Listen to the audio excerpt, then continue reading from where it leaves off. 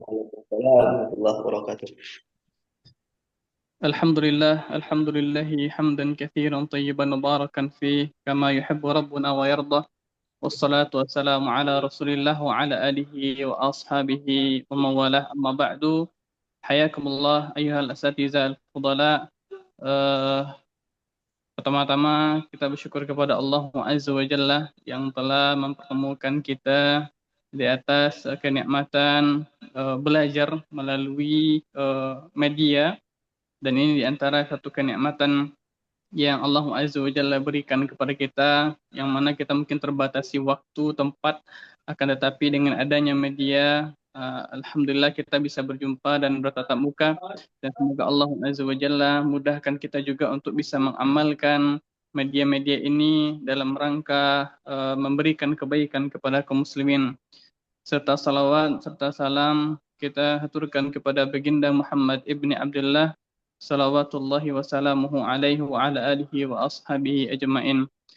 Taib asatiza yang dimuliakan oleh Allah Azza wa Jalla, pada hari ini insyaallah kita lakukan pelatihan bersama dengan Al-Ustaz Abu Muslim Al-CMA Hafizahullah Ta'ala dengan judul seni membujuk dan mempengaruhi dengan bahasa Al-Quran dan Sunnah. Dan sebelum kita lanjut kepada kegiatan kita, diharapkan kepada seluruh asatizah al-ikhwah untuk bisa membuka videonya ta'ziman li majalisil ilmi, dan supaya nampak terkis kita dalam belajar. Jadi kepada asatizah yang belum buka kameranya, mohon untuk dibuka kameranya. Baik, sembari menunggu, pertama kita sapa dulu Ustaz kita Al-Afadil, Ustaz Abu Muslim. Kaifa halukum Ustazi? Alhamdulillah wa khair Ustaz. Masya Allah. Baik, Taufik. pertama kepada seluruh asatidzah kami perkenalkan bahwasanya pada hari ini kita bersama dengan Ustaz Abu Muslim Hafizahullah Ta'ala. Beliau merupakan pembina dari Ponpes Ashabul Quran Payakumbuh. Berikut juga asatizah yang berada di Sumatera Barat. Dan kemudian Ustaz, kami juga perkenalkan, insya Allah nanti untuk berkaitan dengan saksi Ustaz mungkin bisa diulas sedikit ketika sebelum penyampaian. Nah, kami sampaikan Ustaz, kita ini adalah dai yang terutama, dai dari Yayasan Arisal Al-Khairiyah yang tersebar di Pulau Sumatera, baik itu Aceh, Sumatera Utara, Sumatera Barat, kemudian Lampung, kemudian Bengkulu, Riau, dan seterusnya, yang berjumlah 44 orang dai. Masya Allah. Dan kita di Yayasan Arisalah Al-Khairiyah itu memang ada program kegiatan-kegiatan untuk kemanusiaan, terutamanya dalam menyebarkan dakwah. Di antaranya adalah kafalatul duat. Berikut juga masyari'. Masyari' ini pembangunan masjid dan sumur, kemudian juga rumah Al-Quran atau dur an-nisaiyah, dan program-program sosial lainnya dari kantor Yayasan Arisalah Al-Khairiyah. Dan kemarin anak pribadi masih dai di ini saat di Pasaman. Sekarang sudah di Medan. Oh, Masya Allah, Masya Allah. di Medan. Bantu mudir kafala duat Ustadz Miswal Kiram Saragi dalam Masya Allah. nya kasih dai, Masya Allah. Tapi mungkin ini sekedar perkenalan yang Ana sampaikan. Dan untuk selanjutnya kepada asatiza kami kembali ingatkan untuk membuka kameranya sembari kita mendengarkan taujihat wa nasihat dari Ustaz kita Abu Muslim hafizahullah taala. Nah, kepada Ustaz, falyatafaddal masykura ma'jura. Assalamualaikum warahmatullahi wabarakatuh. Waalaikumsalam warahmatullahi Warahmatullahi Waalaikumsalam. wabarakatuh. Alhamdulillahi hamdan kathiran tayyiban mubarakan fih. ملء السماوات وملء الأرض وملء ما بينهما وملء ما شاء من شيء بعده أهل الثناء والمجد أحق ما قال العبد اللهم لا مانع لما أعطيت ولا معطي لما منعت ولا ينفع ذا الجد منك الجد وأشهد أن لا إله إلا الله وحده لا شريك له وأشهد أن محمدا عبده ورسوله صلى الله عليه وعلى آله وصحبه وسلم أما بعد فيا إخوة الكرام أهلا وسهلا بكم طبتم وطاب ممشاكم وتبوأتم من الجنة منزلا. Ahlan wa sahlan bikum jami'an di halaqah ini, dan kita ucapkan kepada kita semua ya jazakumullahu khairan, terkhusus kepada Ustaz Abu Marwah, barakallahu fiikum Ustaz. Tapi insyaallah taala kita tadi diminta ya untuk memperkenalkan diri. Kita sampaikan abdun faqir ila Allah Subhanahu wa taala, akhukum Abu Muslim. Nama asli dikasih orang tua Darmiwa Riko Putra. Nah, kalau nama kecil kata orang Riko. Ya, cuma sepertinya sudah tidak dikenal lagi dengan nama kecil, khususnya di dunia dakwah. Dan kunyah Abu Muslim sepertinya ini yang hampir menjadi alam. Sebagaimana kata Imam Ibnu Malik rahimahullahu ta'ala, waqad yasiru alaman bil qalabah. Karena sudah sering, maka tidak diketahui lagi nama asli. Dan ini pun sangat banyak. Ini bukan tradisi orang Arab saja. Ini juga tradisi Islam.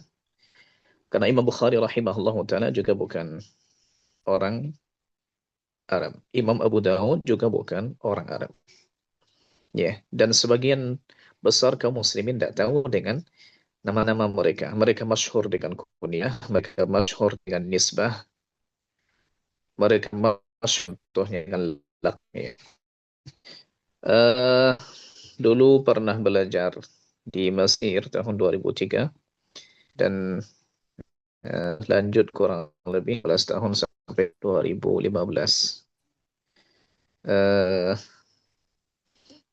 Mungkin lebih pasnya mungkin begitu. Kalau murid ini terlalu khawatir nanti mentazkiyah diri, pernah dulu hadir di kajian beberapa masyayikh, Syekh Majdi Arafat murid Syekh Muqbil, Syekh Ahmad Abu Lanan Abu Abdullah murid Syekh Al-Badi rahimahullah ta'ala yang punya kitab sualat. Pernah juga di tempat Syekh Mustafa Al-Adawi kurang lebih 5,5 tahun. Pindah-pindah.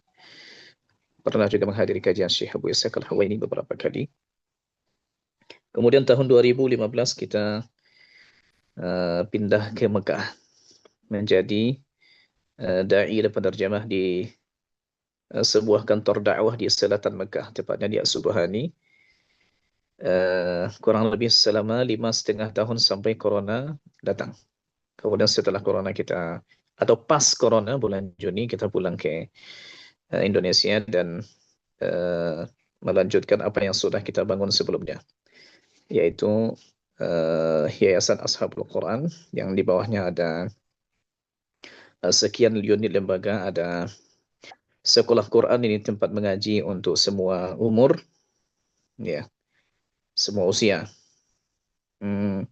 Sekarang kurang lebih dari dulu murid 30-an, sekarang sudah sampai murid kita sekitar 1.800 murid. Kemudian untuk pondok juga ada PAPI. Alhamdulillah sudah berjalan kurang lebih 5 tahun. Dan juga ada untuk kutabnya SD-nya.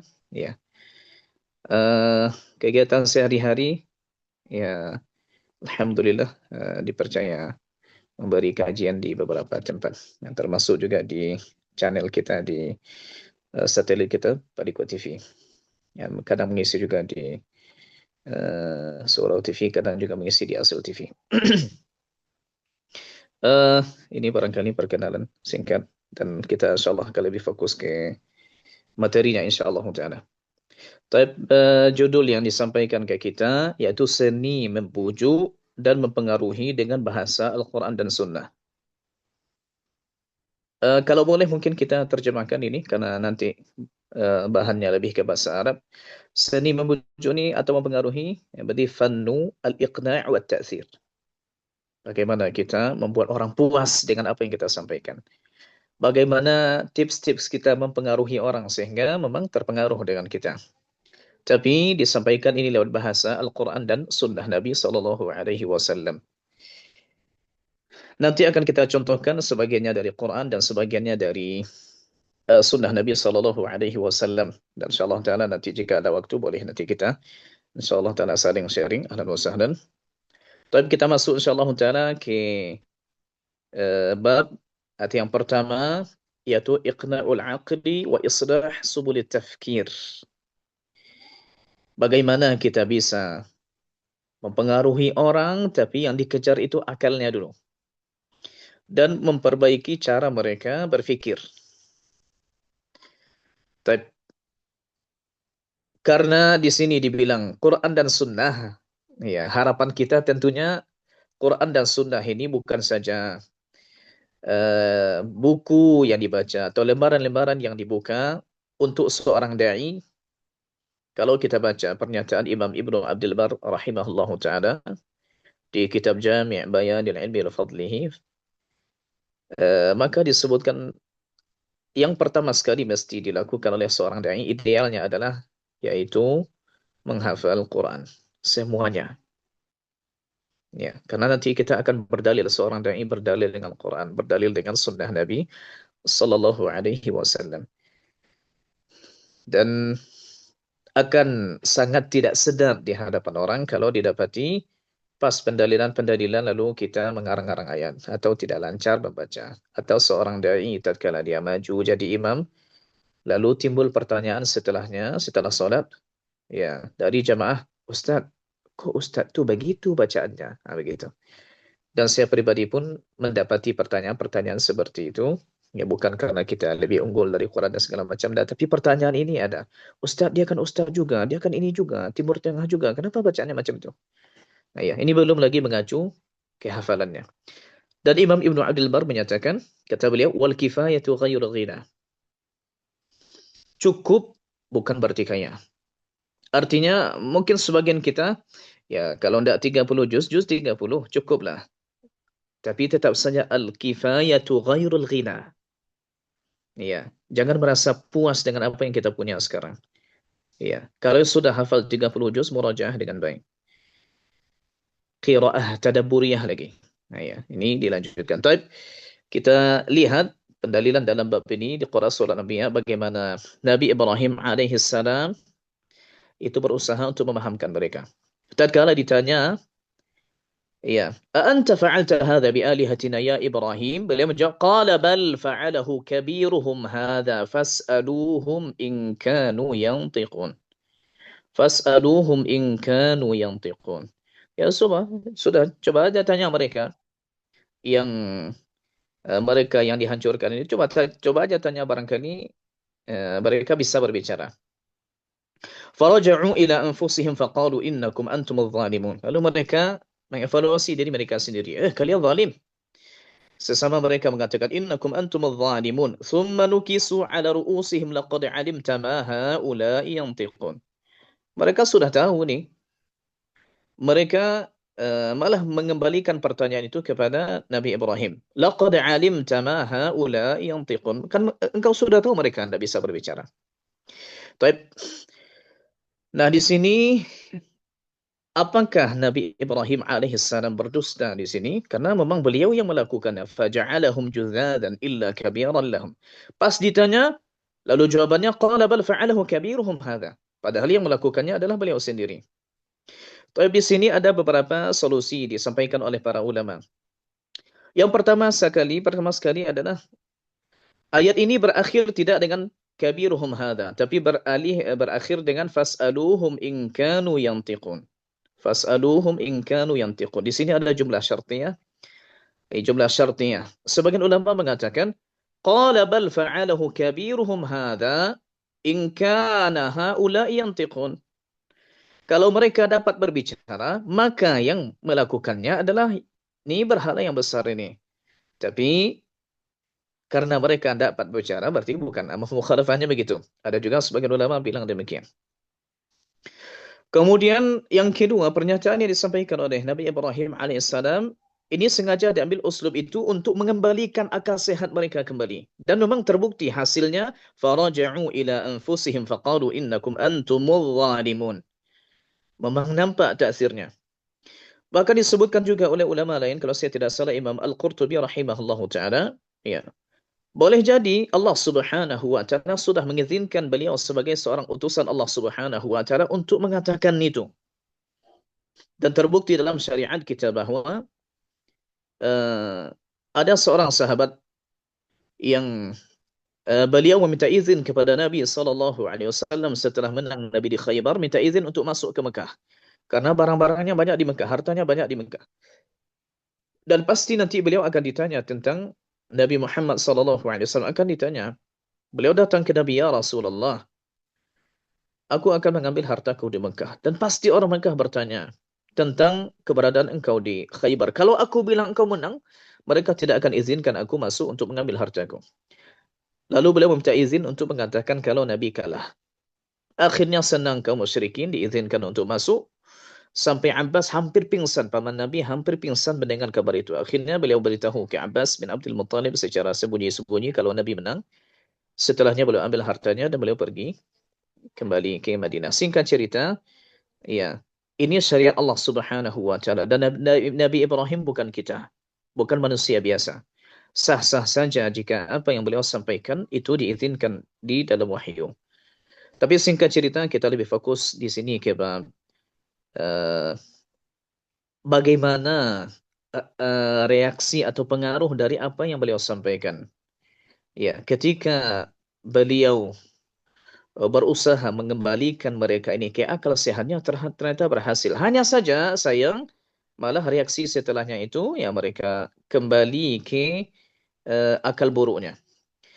Di ayat ke-66 disebutkan oleh Nabi Ibrahim alaihissalam, "Afata'buduna min dunillahi ma la yanfa'ukum syai'an wa la yadurrukum?" Apakah kalian akan menyembah yang sama sekali tidak ada manfaatnya untuk kalian, sama sekali tidak bisa untuk mudarat? Uffil lakum. Apalah kalian ini? Ya. Dan kisahnya sebagaimana kita tahu, ya. Maka perlu kita kejar akal mereka. Untuk mengejar akal mereka berarti kita perlu setarakan akal kita dengan mereka, setarakan dengan mana kita pahami level mana mereka ini supaya mereka paham. Ya. Tapi bukan berarti kita turun untuk mengikuti, bukan. Dan disebutkan di Muqaddimah Sahih Muslim, Abdullah bin Mas'ud radhiyallahu anhu, beliau menyampaikan bahwasanya hati-hati kita berbicara di hadapan orang fauqa uqudihim. Ya, seseorang berbicara di hadapan orang yang mukhatabnya fauqa uqudihim illa kana li ba'dihim fitnah. Kecuali nanti akan bukan malah terpengaruh, bukan malah dapat manfaat, tapi malah nanti akan jadi fitnah. Kalau itu sudah di atas nalar mereka dalam menganalisa. Baik, kita masuk insyaallah taala yang kedua, yaitu ihalatul mukhatabina ila gharaizihim wa fitrihim. Yaitu kita alihkan orang yang menjadi lawan bicara kita, kita bawa dia hanyut dengan perasaannya, kita bawa dia hanyut dengan fitrahnya. Contohnya di sunnah Nabi kita sallallahu alaihi wasallam di Mu'jam Al-Kabir atau Tabrani di halaman keempat, barangkali bisa dipindah layarnya. Disebutkan an Abi Umamah anna rajulan ata Rasulullah sallallahu alaihi wasallam faqala ya Rasulullah izan li fi zina. Wahai Rasulullah, seorang pemuda datang, izan li fi zina, izinkan aku untuk berzina. Wallahi kalau kita ini sedang ceramah, datang orang seperti itu, bagaimana kira-kira pendapat kita? Dan memang ini terjadi di sahabat. Sahabihin nas. Orang pun ya ribut janina gara-gara beliau ini. Apalah orang ini? Datang ke Nabi kita sallallahu alaihi wasallam yang membuat syariat wala taqrabuz zina. Lalu sekarang mengatakan idzan li fi zina. Tapi coba lihat, Masya Allah. Coba lihat. Faqala an-nabiy sallallahu alaihi wasallam aqirruh. Fadana hatta jalasa baina yaday Rasulullah sallallahu alaihi wasallam. Aqirruh maksudnya yani ij'alu lahu qararan. Sudah Sediakan tempat untuk dia dulu. Tunggu dulu. Kita belum munakasyah, belum apa-apa lagi, belum hiwar. Sudah, tolong lapangkan untuknya tempat. Lalu Nabi kita sallallahu alaihi wasallam berbicara dengannya, bermukhatabah dengannya, itu masuk ke relung hatinya, ke fitrahnya. Nabi kita bertanya, "Atuhibbuhu li ummik?" Ibu engkau di hadapan engkau kalau diberlakukan begitu, siap enggak? Qala la. Bahkan disebutkan di riwayat lain, itu beliau sangat mengingkarinya. Wa kadzalika an-nasu la yuhibbunahu li ummahatihim. Begitu juga orang wanita yang waliyadzubillah diberlakukan demikian, itu bukankah ibu orang juga? Kalau bukan ibu orang, yang setelahnya. Qala atuhibbuhu li ibnatik? Anak perempuanmu suka enggak kau kalau diperlakukan demikian? Qala la. Qala wa kadzalika an-nasu la yuhibbunahu li banatihim. Mana pula ada orang suka anaknya diperlakukan demikian? Ya. Coba seperti Syiah contohnya. Syiah itu mereka menghalalkan zawat az-mut'ah. Tapi coba kalau disampaikan ini ke petinggi-petinggi mereka, bolehlah kami dengan anak syekh, dengan anak buya? Mana pula mereka mau? Fitrah mereka sebetulnya menolak itu. Ya, tapi karena ini dan itu. Qala atuhibbuhu li ukhtik? Qala la. Qala wa kadzalika an-nasu la yuhibbunahu li akhawatihim. Berarti sekarang Nabi membawa beliau ke fitrahnya. Tidak ada satupun fitrah manusia yang fitrahnya salim, yang akalnya sehat dan normal, yang akan mengizinkan hal yang seperti ini. Mana ada? Berarti kita juga perlu lebih mendalami ya kejiwaan orang, seorang dai. Ya, meskipun bukan malaikat, tapi memang kita harus banyak belajar. Banyak belajar bagaimana memahami psikologis seseorang. Ini seorang pemuda yang dia memang syahwatnya sedang bergejolak. Dan Nabi tidak ada memarahinya. Bahkan subhanallah, kita lihat di sambungan hadis ini, ya.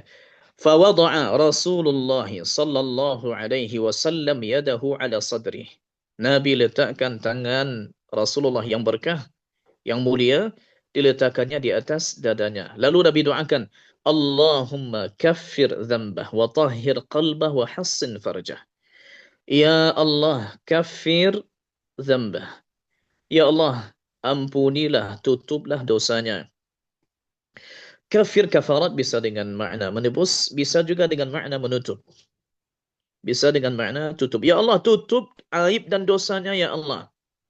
Sebagaimana dalam ayat di surat Al-Hadid, i'lamu annama al-hayatu dunya la'ibu wa lahu wa zinatu wa tafakhurun bainakum wa takathurun fil amwali wal awlad kamathali ghaisin a'jabal kuffara nabatuhu. Satu-satunya lafaz kuffar tidak dengan mana orang kafir. Kamathali ghaisin a'jabal kuffara nabatuhu. Al-kuffar huna bima'na al-fallahin. Kenapa petani disebut dengan kuffar? Al-kufru asal kata as-satru wa taghtiyah. Karena memang seorang petani, dia akan menanam biji lalu dia tutup dengan tanah, dia tutup dengan pupuk. Maka wa kaffir dzamba, ya Allah, ampunilah dosanya, hapuslah dosanya, tutuplah dosanya. Wa tahhir qalbah, sucikan hatinya, wa hassin farjah, dan jagalah ya Allah kemaluannya. Ini subhanallah, hasil dari ini sebagaimana kita ketahui, tidak ada satupun dosa yang lebih ia benci daripada dosa zina. Ini kita lihat juga di akhlak Nabi kita sallallahu alaihi wasallam. Ini pertanyaan-pertanyaan seperti ini sebetulnya bukan pertanyaan. Atuhibbuhu li ibnatik? Atuhibbuhu, ini uslub dari asalib Nabi kita sallallahu alaihi wasallam, tapi la yuradu bihi al-istifham. Ini sebetulnya urida bihi irja'uhu ila fitrati salimah. Bagaimana mengembalikannya ke fitrahnya yang salimah. Nah, dan ternyata subhanallah disampaikan oleh Syekh Muhammad Rashid Ridha di halaman selanjutnya.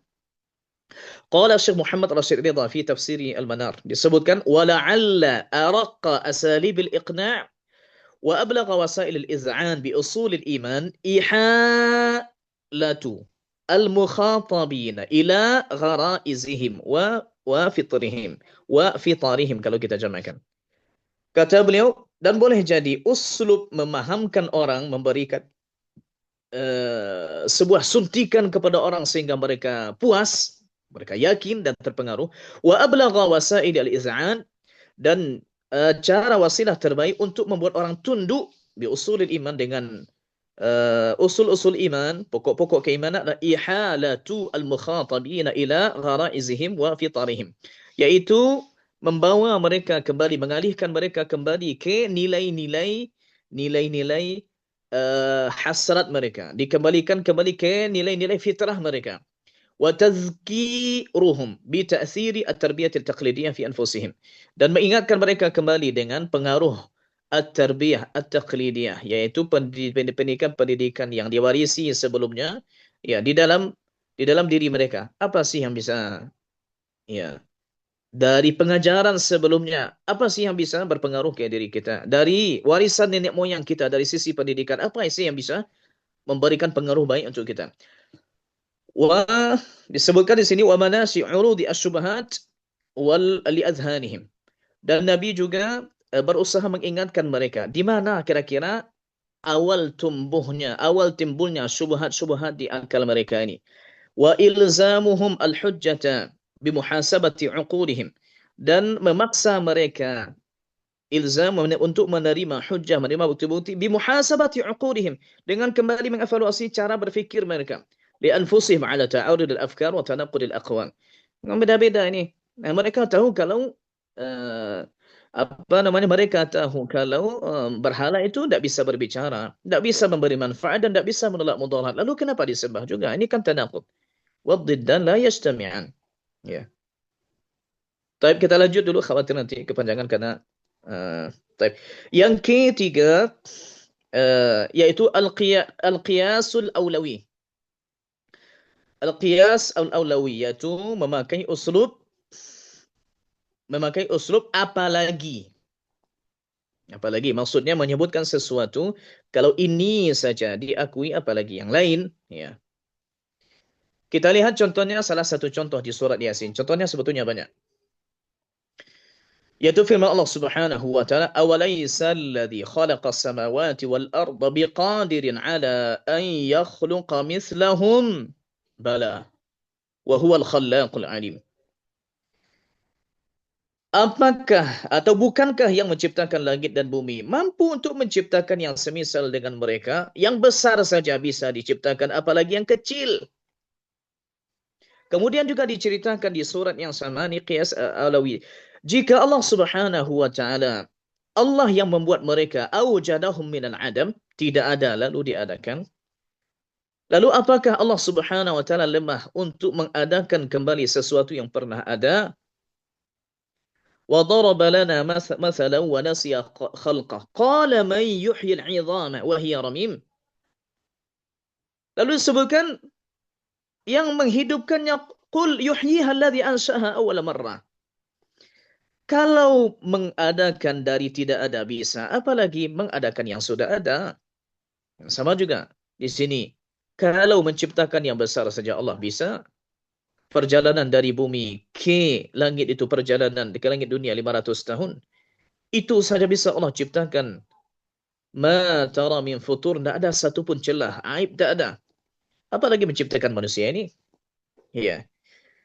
Maka jika itu saja bisa, apalagi ini, begitu. Ini namanya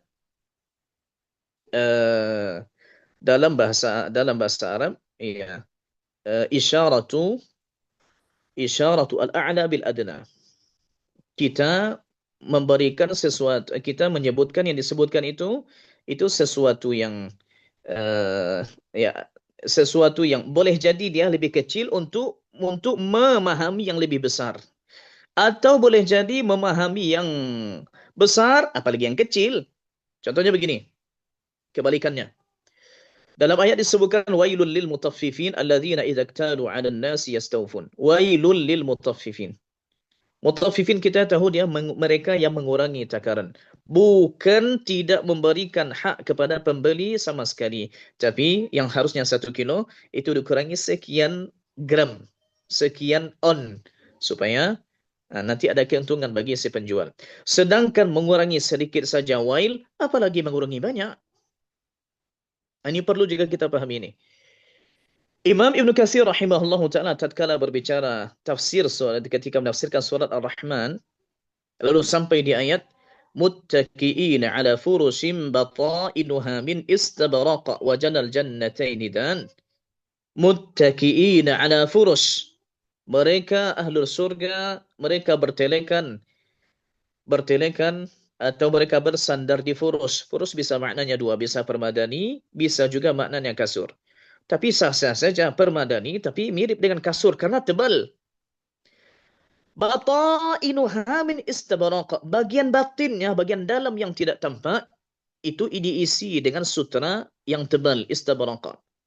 Lalu kata Imam Ibn Katsir rahimahullah ta'ala, wa hadha tanbihul a'la bil adna. Ini adalah memberikan isyarat sesuatu yang lebih tinggi dengan menyebutkan sesuatu yang lebih rendah. Bagian dalam saja yang tidak tampak, itu Masya Allah dari sutra yang tebal, apalagi yang tampak. Biasanya kita ingin menampakkan yang indah-indah lah. Jika ada orang datang contohnya ke tempat kita, ke rumah kita, biasanya berantakan, sekarang orang tiba, nanti kita inilah dulu sedikit bagaimana nanti nampaknya cantik. Karena kita tidak ingin sesuatu yang zahir terlihat dari kita oleh orang lain terlihat tidak beres, tidak rapi. Dan ini banyak sekali ayatnya. Fala taqul lahuma uff. Sedangkan uff saja tak boleh, apalagi darbul walidain, apalagi izaul walidain dan segala macam. Ini namanya apalagi, dan ini juga kita butuh hal-hal seperti ini. Ya. Apalaginya bisa dari besar ke kecil, bisa juga dari kecil ke besar. Baik, kita lanjut insyaallah taala. Yang keempat, taqribu al-ma'qul bil mahsus. Taqribu al-ma'qul bil mahsus. Yaitu mendekatkan sesuatu yang sifatnya abstrak dengan sesuatu yang konkret. Kita ingin memahamkan orang, tapi agak susah dipahamkan ini kalau teori-teori begini saja. Lalu kita dekatkan pemahaman mereka ini ke sesuatu yang memang mereka biasa. Yani ta'awwadu ala muzawalatiha. Biasa mereka menyentuhnya. Kita lihat contohnya di sunnah Nabi kita sallallahu alaihi wasallam, hadis di sahih Muslim an Uqbah bin Amir. Qala kharaja Rasulullah sallallahu alaihi wasallam wa nahnu fi as-suffah. Keluar menemui kami Rasulullah sallallahu alaihi wasallam sementara kami berada di as-suffah. Suffah ini tempat tinggal sebagaimana kita tahu, ya, yang diletakkan di belakang masjid. Ini bagi mereka yang tidak punya rumah dan tidak punya keluarga. Dan Abu Hurairah radhiyallahu anhu awalnya adalah ashabus suffah. Nah. فقال أيكم يحب أن يغدو كل يوم إلى بطحان أو إلى العقيق فيأتي منه بناقتين كوموين في غير إثم. Siapa di antara kalian pagi ini yaghdu, yani yadhhabu fi as-sabah al-bakir, pagi ini datang ke Buthan, ke lembah Buthan atau ke Aqiq. Sebagian menyebut Aqiq ini lembah yang besar, termasuk masuk dalam lembah Aqiq yaitu miqat sekarang kalau dari Madinah, miqat Bir Ali, atau dulu namanya Dzul Hulaifah. Kalau dulu di sana tempat jual ternak. Mau enggak kalian pergi sana? Tempat orang jual ternak. Pergi sana, tapi bukan untuk beli. Fayatiya minhu binaqataini kumawaini fi ghairi ism. Dia bawa dari sana, yaitu 2 ekor unta. Bukan unta-unta biasa saja. Ini kumawain gemuk berisi. Tapi mengambilnya tak ada dosa. Bawa tanpa uang, tapi tak ada dosa. Wala fi ghairi ism wala qat'i rahimin, tanpa perlu memutus silaturahim, berarti tidak ada yang rusak. Faqulna, ya sahabat, ya Rasulullah nuhibbu dzalika, pastilah kami suka itu. Qala afala yaghdu ahadukum ila al-masjid faya'lamu أو يقرأ آيتين من كتاب الله عز وجل خير له من ناقتين وثلاث خير له من ثلاث وأربع خير له من أربع ومن أعدادهن من الإبل. Mempelajari 2 ayat, pergi ke masjid, mempelajari 2 ayat, membaca 2 ayat, itu ternyata subhanallah lebih berharga di sisi Allah Subhanahu wa taala daripada nilai unta yang dia gemuk berisi.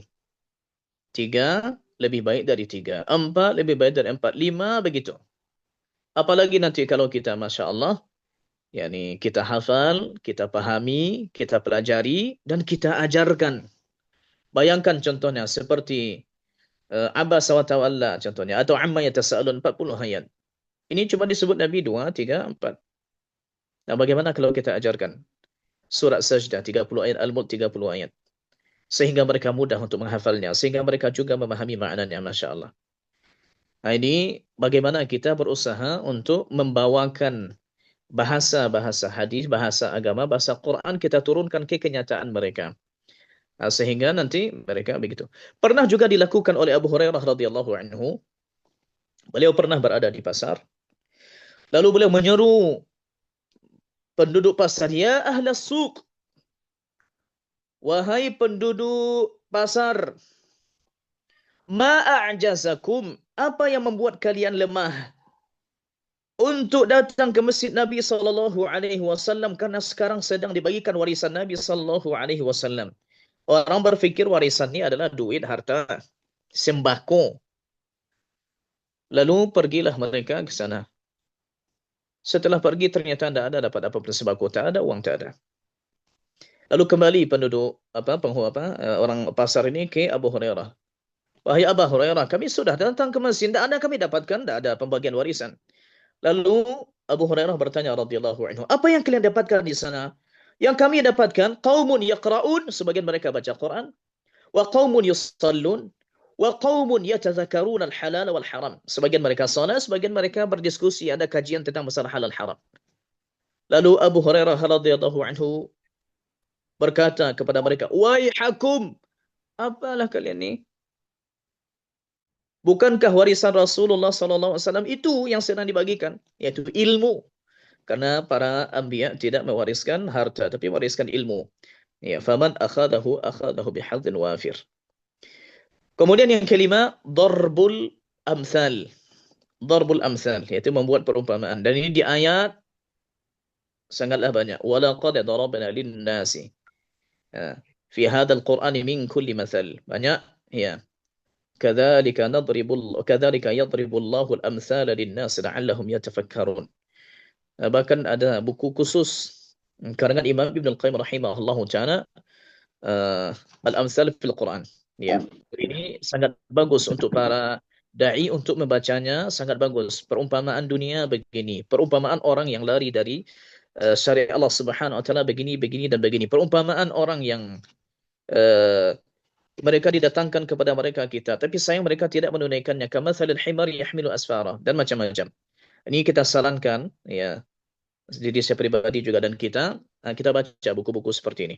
Taib, ada hadis di Sahih Bukhari bahwasanya Nabi kita sallallahu alaihi wasallam bertanya kepada sahabat, "Ara'aitum law anna nahran bi babi ahadikum yaghtasilu fihi kulla yawmin khamsan."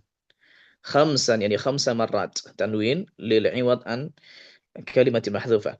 Ara'aitum law anna nahran bi babi ahadikum yaghtasilu fihi kulla yawmin khamsan. Ada sungai di depan, airnya mengalir, mandi 5 kali. Ma taqulu? Dzalika ma taqulu? Dzalika yubqi min daranihi. Apakah kalian bagaimana pokoknya apakah ada sesuatu yang masih tersisa dari kotoran? Qalu la yubqi min daranihi syai'an. Mana pula ada? Qala fadzalika mathalu as-salawatil khams yamhu Allahu bihi aw bihinna al-khataya. Begitulah perumpamaan salat yang 5. Allah Subhanahu wa taala akan menghapuskan dengannya khataya. Al-khataya jamak dari kata khati'ah. Apakah di sini yang digugurkan, dosa yang digugurkan oleh salat itu hanya dosa kecil saja atau termasuk dosa besar? Ada khilaf juga di kalangan ulama, tapi wallahu taala a'lam. Ya. Banyak yang mengatakan bahwa yang digugurkan itu hanya dosa kecil, adapun dosa besar maka tidak gugur, tidak luntur kecuali dengan taubat nasuha kepada Allah Subhanahu wa taala. Dan kisah barangkali kita sering juga baca, yaitu seorang sahabat yang dia pergi salat, kemudian nampak olehnya seorang wanita, tidak tahan. Lalu dia sentuh, bahkan disebutkan dia cium. Setelahnya saking lugunya datang ke Nabi sallallahu alaihi wasallam, salat bersama Nabi jemaah. Kemudian setelah salat beliau jujur polos mengatakan begitu. Iya, dan boleh jadi jemaah dan para asatiz kita akan mendapati hal yang sama. Boleh jadi seorang ustaz menjadi gudang curhat dari jemaah. Baik masalah keluarga, masalah ini, masalah itu. Mereka kadang tak pandang bulu. Ni ustaznya entah dah menikah dan tak. Tapi sudah masalah keluarga yang dicurhatkan. Wallahi saya tidak sekali. Pernah suatu ketika setelah ceramah lalu kita salat Isya. Setelah salat Isya, salat sunnah. Baru saya salam ke kiri sudah didapati ada seorang jemaah di samping kita. Lalu menyampaikan begini. Ustaz, saya mau cerita. Tak berani beliau datang di muka kita karena agak malu. Beliau ceritakan apa? Beliau ceritakan tentang istrinya yang waliyahzubillah berselingkuh dengan kawan satu alma mater dengannya dulu. Ya. Sambil menangis beliau cerita ini. Saya mendengarnya merinding bulu kuduk kita. Padahal sudah bercadar, sudah ngaji. Ya. Dan ini bukan sebuah aib bagi seorang suami untuk menceritakannya. Dia sekarang sedang mencari solusi. Dan semoga insyaAllah ta'ala yang bersangkutan bertaubat kepada Allah subhanahu wa ta'ala dan keluarganya dijaga sakinahnya, muaddahnya, rahmanya. Tapi boleh jadi kita jadi gudang curhatnya. Ya. Bahkan sekian banyak masalah dicurhatkan, kita tak dapat solusi. Tak tahu bagaimana cara ininya. Singkat cerita, beliau ini datang ke Nabi SAW. Ya Rasulullah, tadi ku melakukan ini. Apa sallaita ma'ana? Engkau salat tadi dengan kita, jemaah? Iya, wahai Rasulullah. Lalu Nabi baca, Innal hasanati yudhibna sayyi'at. Sesungguhnya kebaikan yang banyak itu akan menghapuskan dosa yang banyak pula. Ya. Dan ini jangan tentu kita pahamkan kepada jemaah, jangan dijadikan bahan untuk melegalkan maksiat. Ini sudah tidak apa-apa. Kita lakukan seperti yang dilakukan sahabat. Iya, mungkin dosanya sama, tapi nanti apakah kita termasuk yang diampuni macam yang tadi? 6. Kita lanjut. Bayanu ma'alil umur. Yaitu menjelaskan apa sih endingnya dari perkara ini? Apa sih kesudahannya? Apa nilai positif yang bisa kita dapatkan kalau kita lakukan itu? Kita lihat hadis Sahih Bukhari. Ya, Nabi kita SAW bersabda, Inna sidqa yahdi ilal birri. Wa innal birra yahdi ilal jannah. Wa inna rajula la yatasaddaqu hatta yakuna siddiqan. Ya. Sesungguhnya kalau kita jujur, kejujuran itu akan membawa kepada kebaikan. Dan kebaikan akan membawa tentunya kepada surga. Wa inna rajula la yasduq. Disebutkan di wala yazalur rajulu yasduqu hatta yuktaba indallahi siddiqa. Seseorang terus dia jujur, dia jaga ucapannya, kejujurannya. Ya, jujur, betul-betul jujur, polos tanpa menyembunyikan apapun. Sehingga ia nanti ditulis di sisi Allah Subhanahu wa taala sudah punya status siddiqa, orang-orang siddiq. Masuk dalam jajaran as-siddiqin wasyuhada was-salihin wa hasuna ulaika rafiqa. Wa innal kadhiba yahdi ilal fujur. Enggak apa-apa bohong, cuma nanti kan ujungnya macam ni. Satu kedustaan itu bisa beranak dan bercucu. Bukan saja bercucu kazib, tapi bisa bercucu yang lain. Berkawan yang lain. Dengan modal dusta, apapun bisa dilakukan. Karena orang yang mendengar, bisa dikebuli, bisa begini, bisa begini. Wa innal fujura yahdi ilan nar. Wa innar rajula la yakzib hatta yuktaba indallahi kazaba. Ya, andai contohnya wa'nyazubillah, nama kita contoh. InsyaAllah ta'ala yang akan menyampaikan ceramah adalah Ustaz Abu Fulan bin Fulan Al-Kazzab. Wallahi kita, mungkin itu kali terakhir kita di masjid itu. Bagaimana? Padahal dia tersalah sebetulnya ini. Tersalah tapi kita agak susah memaafkan. Bagaimana kalau yang menulis status ini adalah Allah Subhanahu wa ta'ala yang tidak mungkin salah. La yadhillu rabbi wa la yansa. Dan ini kita jaga-jaga, apalagi seorang da'i. Kita jaga-jaga. Sampai juga ke masalah tarwiyah atau yang disebut dengan ta'arid, yaitu mengatakan sesuatu yang mengandung multi makna tapi akan dipahami oleh pendengar berbeda. Usahakan ini juga dihindarkan. Karena khawatir nanti itu akan membawa kita ke jurang kedustaan. Seperti contohnya, kita datang terlambat. Pergi kajian. Mungkin karena tertidur, ini segala macam. Jemaah dah nelfon. Ustaz, di mana? Kita dah mau kajian nih. Oh, saya sudah di jalan nih. Padahal di jalan depan rumahnya dulu. Dia sahih. Jalan depan rumahnya juga jalan. Tapi yang orang pahami bukan macam itu. Ternyata lama ini segala macam. Macet tadi, banyak sekali mobil. Iyalah, kalau di jalan mana ada mobil? Mana jalan yang kosong? Ya, cuma yang kita maksudkan tu bukan itu. Kita maksudkan seakan-akan kita ni bari min kulli dhunub wa akhta. Seakan-akan suci macam mereka. Dah akui saja, mohon maaf, saya tadi begini, saya tadi begini. Dan itu insya-Allah taala lebih rahah untuk wa fi salahati rahatun. Sudah sampaikan, ya kita juga bukan seorang ustaz, bukan malaikat. Kita sah-sah saja salah. Tapi tatkala kita akui kesalahan kita, itu malah membuat kita lebih tinggi. Jangan mempertinggi tempat jatuh. Mempertinggi tempat jatuh. Oh, saya gini, ternyata waliyahzubillah diketahui kemudian bukan macam itu. Yang ketujuh, tahyiyatun nafsi wa bara'atul istihlal. Tahyiyatun nafsi wa bara'atul istihlal, yaitu menjadikan jiwa orang yang akan menjadi mukhatab kita ini memang ibaratnya siap untuk menerima apa yang kita akan sampaikan. Kemudian kita tatkala memulai muqaddimahnya indah sehingga mudah masuknya. Apa nih? Coba kita lihat as-sahabi Muadz bin Jabal radhiyallahu anhu. Ya.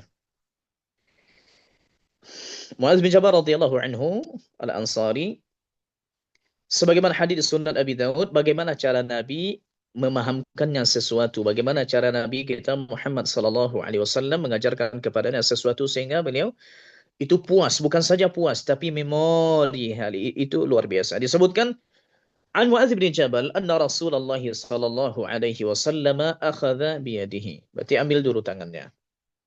Tangannya dulu.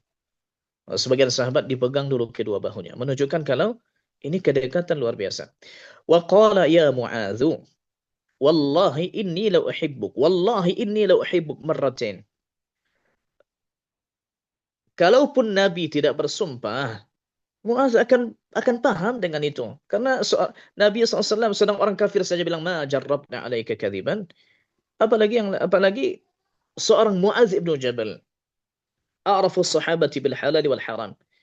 Maka pastilah beliau yakin kalau Nabi mencintainya.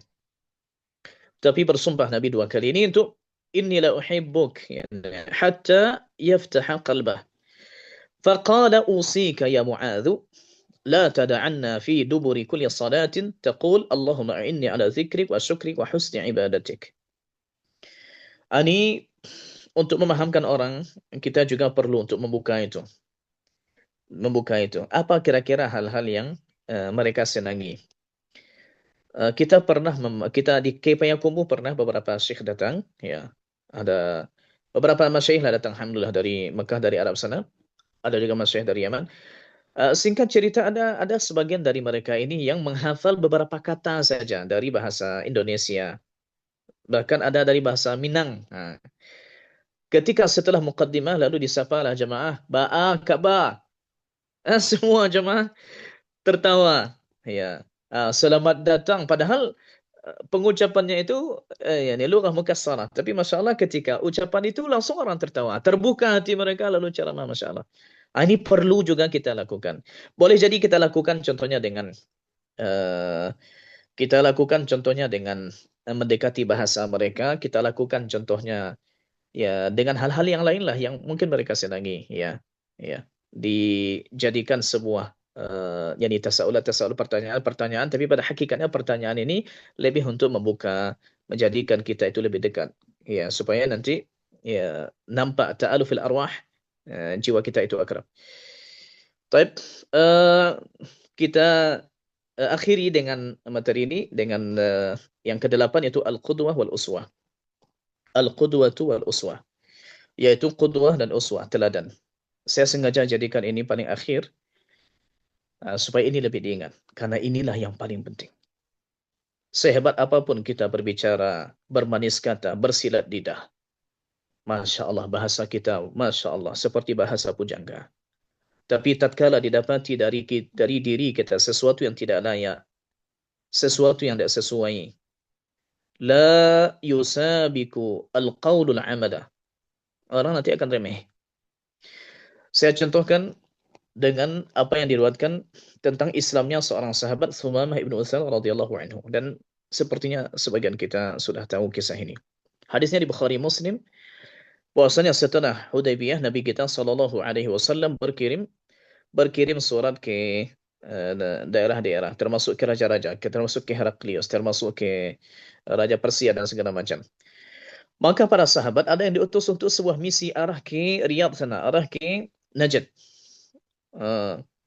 Kemudian ternyata ada seseorang yang sedang berjalan, seorang tokoh dari Banu Hanifah, satu kaum dengan Musailimah Al-Kadzdzab. Maka beliau ini sedang berjalan. Sepertinya beliau akan pergi ke suatu tempat. Dan insyaAllah ta'ala nanti akan paham kita. Lalu karena sahabat mengetahui bahasanya Sumamah ibnu Utsal ini seorang yang viral kebenciannya kepada Nabi SAW dan Islam, ya sudah sekalian, kita ada misi ini, nampak ini, ya dengan satu dayung ternyata 2-3 pulau terlampau, sekalian dibawa ke Masjid Nabawi, dan diikat di tiang masjid. Lalu Nabi SAW datang menyapanya. Datang menyapanya. Nah. Dan Nabi SAW itu tatkala menyapanya itu bukan dengan istilahnya dengan bahasa-bahasa yang panjang, kata-kata dan segala macam, dan itu mustahil dari Nabi kita SAW. Tapi Nabi hanya bertanya dengan ungkapan madza indaka ya Sumamah. Madza indaka ya Sumamah. Kata Al-Hafidz Ibnu Hajar di Fathul Bari, jadi ma dhannuka bi an af'ala bik. Apa yang engkau pikirkan akan ku lakukan untukmu? Kita ini kan musuhan, macam itu ya. Kita ini musuhan. Apa yang kira-kira terfikir olehmu akan ku lakukan kepadamu? Asatiz meskipun kita para ustaz dan diustazkan orangnya, tapi tetap saja kita ini manusia. Jiwa untuk intiqam itu ada, jiwa untuk membalas itu ada. Coba kita bayangkan orang yang paling jahat kepada kita sewaktu kita kecil. Yang paling jahat. Sekarang alhamdulillah jiwa-jiwa itu mungkin tidak ada lagi. Tapi andai sewaktu kita kecil kita sering dibuli begini, kita ingat sekarang ternyata dia sudah terikat di hadapan kita. Apa yang akan kita lakukan dengan dia nih? Terikat tak berdaya. La haula lahu wala quwwah.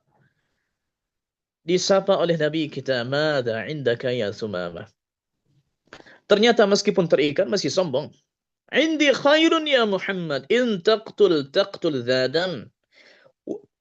Wa in tun'im ala syakir, wa in aradta malan fasal minhu ma syi'ta tu'tah." Aku tidak berfikir kecuali baik-baik saja Muhammad. In taqtul dzadam. Jika engkau mau membunuh, coba aja, tidak apa-apa. Taqtul dzadam. Engkau membunuh orang yang punya darah. Darahku tidak sama dengan darah-darah orang lain. Darahku darah bangsawan. Tidak akan selesai masalah dengan membunuhku begini saja. Wa in tun'im ala syakir. Jika engkau mau menanamkan jasa, engkau tanamkan jasa kepada orang yang bisa berterima kasih. Wa in aradta malan fasal minhu ma syi'ta tu'tah. Engkau ingin harta, akan dikasih. Macam orang sekarang lah, yang penting selesai. Mau dikasih di atas meja, di bawah meja, segala macam, pokoknya selesai. Ya, mau keluar dari pintu ini, pintu belakang. Nabi kita SAW tidak meneruskan pertanyaannya. Pertanyaan satu, jawaban panjang dah. Sampai besok pagi disapa lagi. Madza indaka ya Sumamah? Ternyata tidak ada yang berubah. Kata-kata sama, nada sama. Yang ketiga, hari ketiga sama juga. Sama. Lalu Nabi kita SAW mengatakan kepada sahabat yang menjaganya di sana, mengawasinya, "Atliqu Sumamah." Lepaskanlah dia, Sumamah ni. Kita dah capek-capek bawa dari sana, jauh loh, 1000 kilo. Sampai ke Madinah, dilepaskan begitu saja. Atliqu Sumamah. Dilepaskan, keluar dari masjid, pergi ke suatu tempat. Ternyata beliau cari sumur untuk mandi. Kita sudah tahu riwayatnya untuk mandi. Setelah itu balik lagi ke masjid. Untuk apa balik ke masjid? Sudah dilepaskan dari penjara. Contoh, anggaplah begitu. Kok balik ke penjara lagi? Sudah pulanglah. Dan Nabi kita SAW menunggu di masjid. Datang beliau lalu mengatakan, ucapan pertama sekali di hadapan Nabi kita, "Asyhadu an la ilaha illallah wa asyhadu anna Muhammadar Rasulullah." Nabi diam aja. Nabi diam. Lalu dia sambung, "Wallahi ya Muhammad, laqad kana dinuka abghadha dinin ila qalbi." Agama engkau ni paling ku benci. Kana dulu. Al-an asbaha dinuka ahabba dinin ila qalbi. Wajah engkau ni, muka engkau ni, raut engkau ni paling ku benci dulu. Sekarang paling ku cintai. Negeri engkau juga sama begitu. Coba ya kalau kita contohnya sedang jalan, contohnya pergi salat jamaah jalan, tiba-tiba datang saja bapak-bapak bawa motor, terus berhenti di hadapan kita Kita sangka mau tanya apa dan segala macam. Ternyata cuma bilang satu kalimat ini saja. Ustaz katanya, saya ingin menyampaikan sesuatu kepada Ustaz. Apa tu? Pokoknya ini dari hati saya yang paling dalam Ustaz. Macam ni Ustaz. Saya ingin sampaikan kepada Ustaz, tidak ada satupun orang di dunia yang paling saya benci kecuali Ustaznya. Lalu dia gas lagi motornya. Iya. Apa kira-kira perasaan kita kalau diperlakukan demikian? Wajah kau ni paling ku benci Ustaz. Wallahi entah apa yang akan terjadi sama Ustaz ni. Ya. Tapi subhanallah, beliau sampaikan itu, tapi itu kana. Masuk Islam, Masya Allah. Lalu beliau, coba lihat pengaruhnya ini. Ini seni membujuk dan mempengaruhi. Pengaruhnya, beliau minta izin ke Nabi SAW melanjutkan perjalanannya ke Mekah. Ternyata tadi beliau mau umrah, tapi umrah ala kesyirikan, ala musyrikin. Beliau datang dari Madinah untuk berumrah. Sampai di Mekah ketika tawaf, orang-orang Mekah tahu dengan beliau ni karena beliau ni pejabat. Lalu disampaikan, ala yang Sumamah. Yang tawaf ni Sumamah. Lalu dilihat, iya Sumamah. Iya. Lalu katanya ke Sumamah, asobata. Engkau ni sudah pindah pula ke agama soba. Kalau macam kita agama teroris, agama Islam ni. Qala bal aslamt. Aku tidak sobiin. Aku masuk Islam. Lalu coba lihat pengaruhnya ni. Baru masuk Islam, apa kata beliau? Tidak akan datang kepada kalian ke Mekah ini habbatu hintah, satu biji gandum dari Yamamah sana tidak akan datang ke kalian kecuali kalau sudah di-ACC oleh Nabi kita sallallahu alaihi wasallam. Masya Allah. Coba lihat pengaruhnya. Ada Nabi panjang-panjang bicara. Ada Nabi sampaikan kepada Nabi alhamdulillah nahmaduhu wa nasta'inuhu wa nastaghfiruhu kullu bin antin dalal. Wallahi tak. Yang membuatnya terpengaruh dan berubah 180 derajat adalah apa yang beliau lihat, bukan apa yang beliau dengar. Laisal khabaru kal ayan. Tak sama kabar yang orang dengar, Masya Allah kita khutbah macam ni, wallahi tak sama dengan apa yang orang lihat. Yang orang lihat itulah yang inti. Ya, itulah yang lebih berpengaruh daripada apa yang kita sampaikan kepada orang. Karena kalau apa yang kita sampaikan, kita mungkin berdrama. Tapi kalau apa yang kita lakukan di mata orang subhanallah jauh, maka seperti mempertinggi tempat jatuh kita. Wallahu alam. Saya cukupkan demikian, sebetulnya banyak tapi kita cukupkan demikian. Jika ada hal-hal yang perlu didiskusikan, ahlan wa sahlan. Dan kita kembalikan ke Ustaz Abu Marwah. Barakallahu fikum.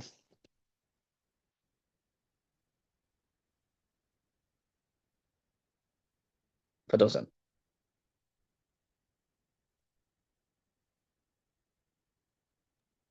Bahkan Ustaz David, mic-nya masih Allah, jazakumullah khair jazak, barakallahu fikum, Masya Allah. Ini diantara memang betul-betul seni yang bisa mempengaruhi dan membujuk muslimin, dan semoga ini bisa memberikan asar yang sangat besar dalam dakwah, insya Allah.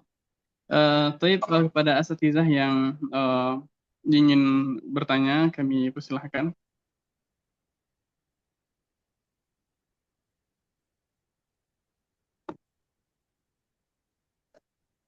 تفضل تفضل تفضل أستاذ مسبار تفضل. Bismillah. Jazakumullah khairan Ustaz wa barakallahu fikum wa hafizakumullah min kulli su'in wa makruh. Amin wa iyyakum. Alhamdulillah Ustaz atas waktunya dan kesempatannya untuk berbagi ke kami. Jazakumullah khairan. Jadi Ustaz, izin Ustaz, ada dua pertanyaan nih Ustaz yang mau Anda tanyakan. Jadi kan kita dai lapangan, terkadang ketika menghadapi objek dakwah itu ada beberapa oknum yang menolak dakwah kita itu dengan kasar, Ustaz. Maka gimana kira-kira respon kita sebagai dai di lapangan, respon yang verbal maupun non verbal, yang dimana respon kita itu bersesuaian dengan tuntunan sunnah, Ustaz. Itu yang pertama, Ustaz. Lalu yang kedua, Ustaz, terkhusus dai-dai kita yang di lapangan, yang dimana mereka ini kan kharij min jami'atis sunnah, yang mereka ini sebagian pengabdian. Apa tipsnya Ustaz? Cara membangun athiqah, kepercayaan masyarakat sebelum menyampaikan nasihat berat kepada mereka gitu, atau nasihat yang mungkin masyarakat kalau mendengar agak berat gitu. Gimana caranya Ustaz? Tipsnya untuk membangun thiqah, kepercayaan masyarakat ke dai-dai kita Ustaz. Syukran Ustaz, barakallahu fikum. Wa fikum Ustaz. Apakah langsung kita jawab atau kita kumpulkan pertanyaan dulu? Eh, boleh mungkin pertanyaan yang lain dikumpulkan dulu biar sekalian dijawab Ustaz Iza.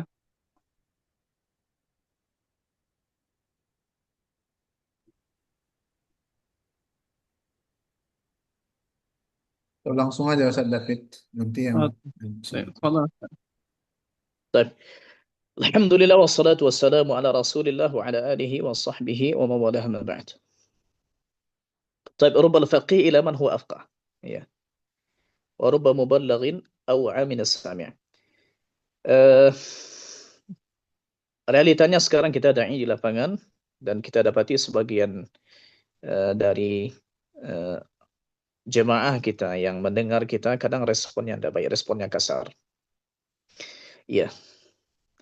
Eh, kalau kita di Minang kita bilang begini, seorang dai harus bisa dan telaten untuk menunaikan fikih basi.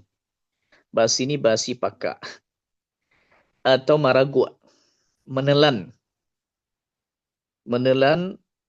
sebagian yang memang harus ditelan. Saya pernah khutbah Jumat di sebuah masjid di luar kota Payakumbuh. Kita sudah jauh tuh pergi dan sudah kita susun khutbah kita ini dan segala macam. Yaitu tentang bagaimana saling ihtiram sesama kaum muslimin dan saling ta'awun dan segala macam. Singkat cerita, pokoknya setelah khutbah datang seorang bapak-bapak salam dengan kita, ya. Biasanya kalau kita khutbah ada yang bertanya begini dan segala macam. Bapak ini begini. Lalu beliau ngomong, Ustaz, khutbah Ustaz Masya Allah. Tapi menurut saya itu hanya basa-basi aja. Tidak pernah kita dapat tanggapan seperti ini kecuali kali itu. Tapi menurut saya itu basa-basi aja Ustaz. Ya. Tapi kita mah agak terkejut karena memang tidak biasa dapat itu. Terus apa yang akan kita lakukan? Akan kita lawan. Akan kita bilang, dah capek saya datang. Nah, itu malah akan mempertinggi tempat jatuh kita. Maka kita ingat firman Allah Subhanahu wa taala, idfa' billati hiya ahsan. Tolaklah dengan sesuatu yang lebih baik. Kita sampaikan ya, semoga Pak insyaallah taala ada manfaatnya dan semoga insyaallah taala saya bisa lebih mengevaluasi diri. Dah apa lagi? Ya. Karena ada sebagian orang kalau kita lawan lagi, maka dia akan melawan kita bersekian kali lipat. Idza nataqas safihu idza nataqas safi fala tujibhu wa khairun min ijabatihi sukutu. Disebutkan fa'in disebutkan kalau engkau jawab fa'in farajta anhu, engkau akan membuka jalan lebih lebar untuknya. Wa in khallaitahu kamadan yamutu. Tapi kalau engkau jadikan dia seperti bara api, sudah bara api ini sudah dibiarkan saja dia mati sendiri. Jangan ditiup-tiup dia semakin berapi. Kata Imam Asy-Syafi'i rahimahullahu taala. Wa in kallamtahu farajta anhu wa in khallaitahu kamadan yamutu. Disebutkan di surat Ar-Rahman, di surat Al-Furqan, wa idza khatabahumul jahiluna qalu salama. Yang paling layak untuk mempraktikkan kazmul ghaiz adalah dai. Wajar kalau muka kita, contohnya ketika dibegitukan sama orang lalu warna raut muka kita berubah. Ya kita manusia, kita bukan malaikat. Bahkan Nabi kita sallallahu alaihi wasallam tatkala disampaikan oleh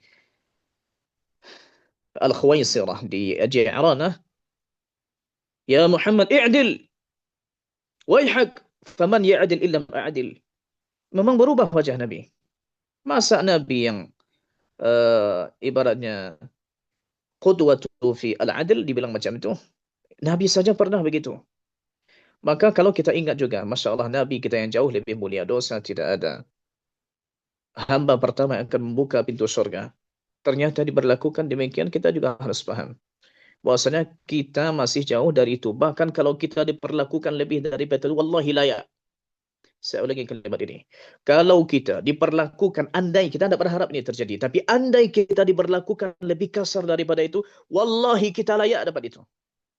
Karena kalau kita timbang-timbang apa yang kita lakukan dari maksiat, dari dosa, jika Allah Subhanahu wa taala membalasnya dengan cara seperti itu, maka sebetulnya kita layak lebih daripada itu. Tapi ala kullin, semoga Allah Subhanahu wa taala yastur wa ya'fu wa yatub alaina jami'an.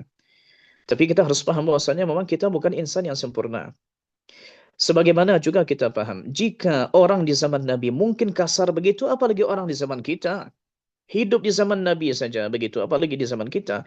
Ya anggaplah dia merupakan orang Arab contohnya, atau dia yang nanti akan menjadi cikal bakalnya Khawarij setelahnya. Tapi ala kullin tetap saja zamanun nubuwah, zamanul barakah, rahmatan lil alamin.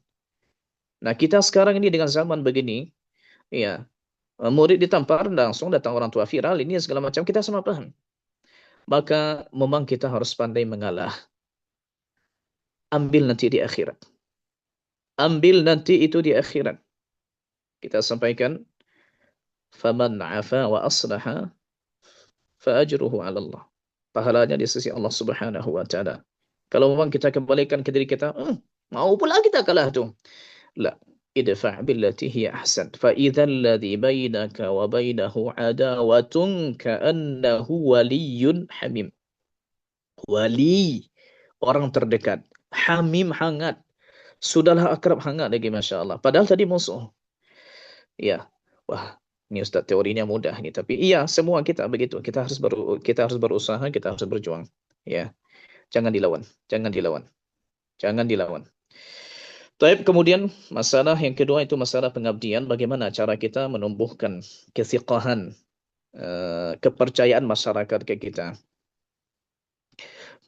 Itu sebetulnya jangan terlihat dari kita sesuatu yang membuat mereka tidak siqah. Tapi yang paling penting dalam bab ini adalah kita masuk dalam ranah dakwah ini, kita masuknya untuk apa? Perlu kita evaluasi niat kita. Perlu kita evaluasi niat kita. Orang yang berdakwah lillah subhanahu wa ta'ala, di hatinya lebih dominan, yaitu al-ihtisab, bagaimana berharap pahala banyak kepada Allah subhanahu wa ta'ala, maka insyaAllah ta'ala niat yang baik ini akan membawanya ke aksi, diterjemahkan oleh anggota badannya. Hati yang baik akan diterjemahkan oleh anggota badannya baik pula. Ya. Maka tentu kita harus pandai menjaga-jaga, bukan jaim-jaim.